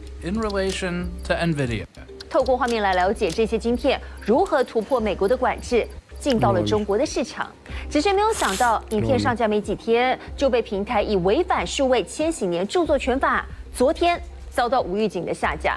频道发布了官方声明，说著作权法系统遭到滥用，同时是不是也代表影片内容戳破了什么不能说的秘密呢？ H20, I'm very grateful that the U.S. government, the Trump administration, has approved licenses for us to export H20s to China. As she said, what unspeakable secret was revealed? But maybe not. They could be totally unrelated. Maybe there's no bias there at all. Maybe NVIDIA isn't pulling any of its own strings. Perhaps instead, Bloomberg didn't like our coverage of China circumventing export controls because Bloomberg wants to protect its access to China. Bloomberg has been accused of suppressing its own China coverage in the past because it has a large presence in China to protect, with the Financial Times and New York Times both reporting on this. Maybe, as Lewis highlighted, it's because Bloomberg has been accused of trying to ruin reporters, including threats to financially devastate families, that's a quote, for challenging coverage in China. It could also be because Bloomberg is sponsored by Singapore's government, which happens to be one of the major channels we showed through which GPUs are smuggled into China. Maybe it was because recently they wrote a sponsored post wherein they praised PayPal's business growth and gave PayPal's CEO a platform. PayPal, of course, being the company that we recently filed a lawsuit against alleging theft from content creators. But maybe it's not that either. Perhaps Bloomberg copyright struck us because it wants to maintain control over a single platform to filter all political commentary through, disallowing the re-reporting of that commentary from presidents or politicians through a different political lens. No, that'd be state-controlled media behavior. That'd be like propaganda and manipulation of the US populace and their ability to consume sources of information about their own government. The truth is, we're not sure why they chose to copy. Steven is hinting at something, guys. He's hinting at something. Yeah, I never liked Bloomberg, honestly. I don't know. I never liked him. Right, strike that video. It sure seems, though, like they have a lot of reasons to do it. And not one of them is a valid, legitimate copyright claim of the clip that they flagged. And so we called Bloomberg Legal to confirm that Bloomberg takedowns at gmail.com was in fact controlled by Bloomberg. And I was met with a rude response from the legal team, telling us that we needed to communicate to them only through lawyers. But they did confirm that this is a Bloomberg address, and they also confirmed that they manually reviewed the strike. They, in fact, manually reviewed the strike while I was on the phone with them. So someone has looked at this. And since they won't let us ask them questions via the phone, I guess we'll just do it here. Look, we can all predict the most likely outcome of walking in those doors with a camera, but you never know, and it's worth trying. In fact, when we researched it before flying out there, we found an article from Business Insider where their reporter said he got yelled at just for taking photos of sculptures in the lobby. Let's not pretend that getting kicked out would be a shock. But again, we wanted to try and get someone from PR or legal downstairs. We're here for an interview. Bloomberg with Paul. My ID? Yeah. Show you Paul.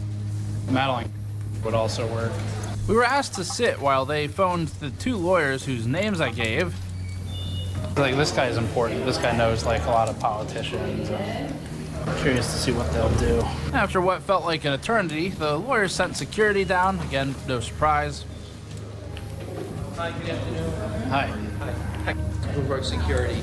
Okay, and are you able to see if they're able to slot us I in? will. I'll give you a call. Okay, thank you. Okay. Security clearly was given their side of the story, and we recognize he probably doesn't get paid enough to deal with this shit, so we kept everything polite while explaining our side and just asked if he could try to make contact with them. Okay, John. So, I don't know all the business you're related into, but apparently you posted some kind of video that has some Bloomberg content in it. I think so. Yeah, and they listen, they have no issue. You seem like nice guys. I get it, you're doing your job. All they ask is that whatever's out there, stuff like that, please don't bring Bloomberg into your business. That's all. But they're the ones who brought us into their business. How's that? Because they filed a copyright strike on us. The point of saying it is, it's not I'm bringing Bloomberg into my business. It's actually the other way around. Yeah, from our Bloomberg being perspective. shitty. Yeah, but I understand. Bloomberg guys. I understand you're doing your job. So Yeah, I get it. Yeah. Yeah, and unfortunately, they're not gonna meet with you. I get it. Yeah. Yeah. We figured we'd try. Yeah, so. and unfortunately, we started to drag Yeah. you down here. That's You seem all like right. Nice guys. That's and all right. everything. But I wish you luck with your venture. I appreciate Yeah. that. Thank you. All right. Thank you for understanding. Well, no, I appreciate We you appreciate it. being cool with us. Okay. Yeah. All right, gentlemen. Have a Take great it easy. weekend. You too. Of course, the answer was expected. Security guy's not involved in this. He's just some guy.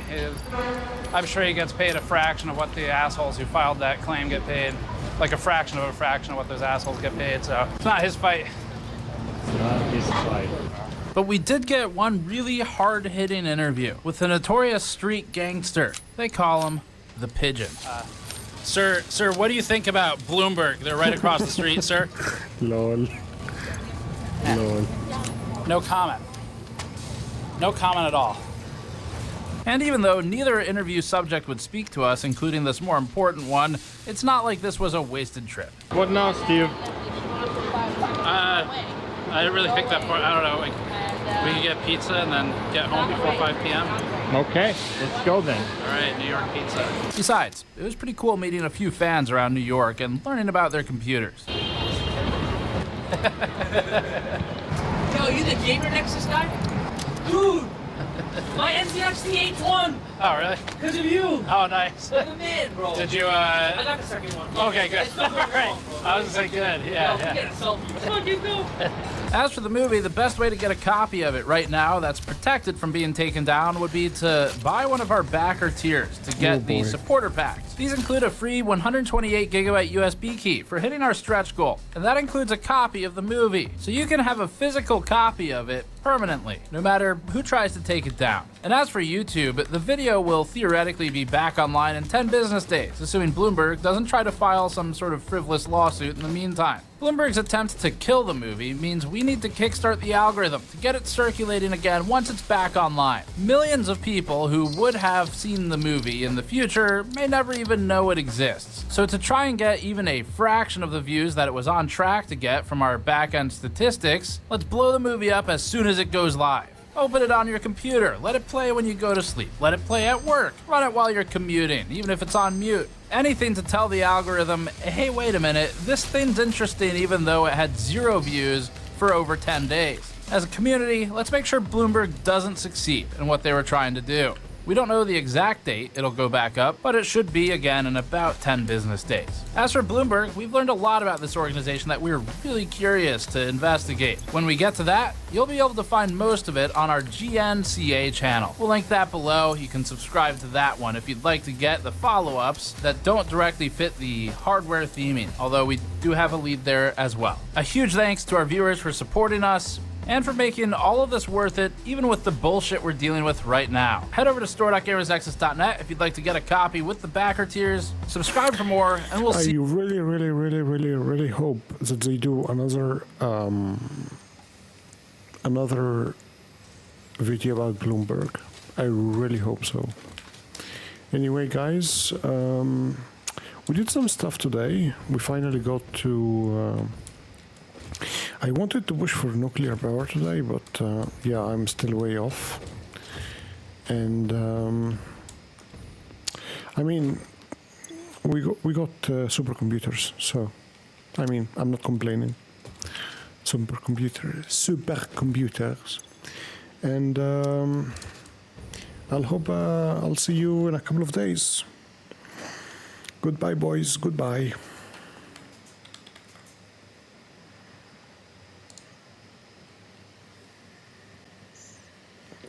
This was fun. This was very fun.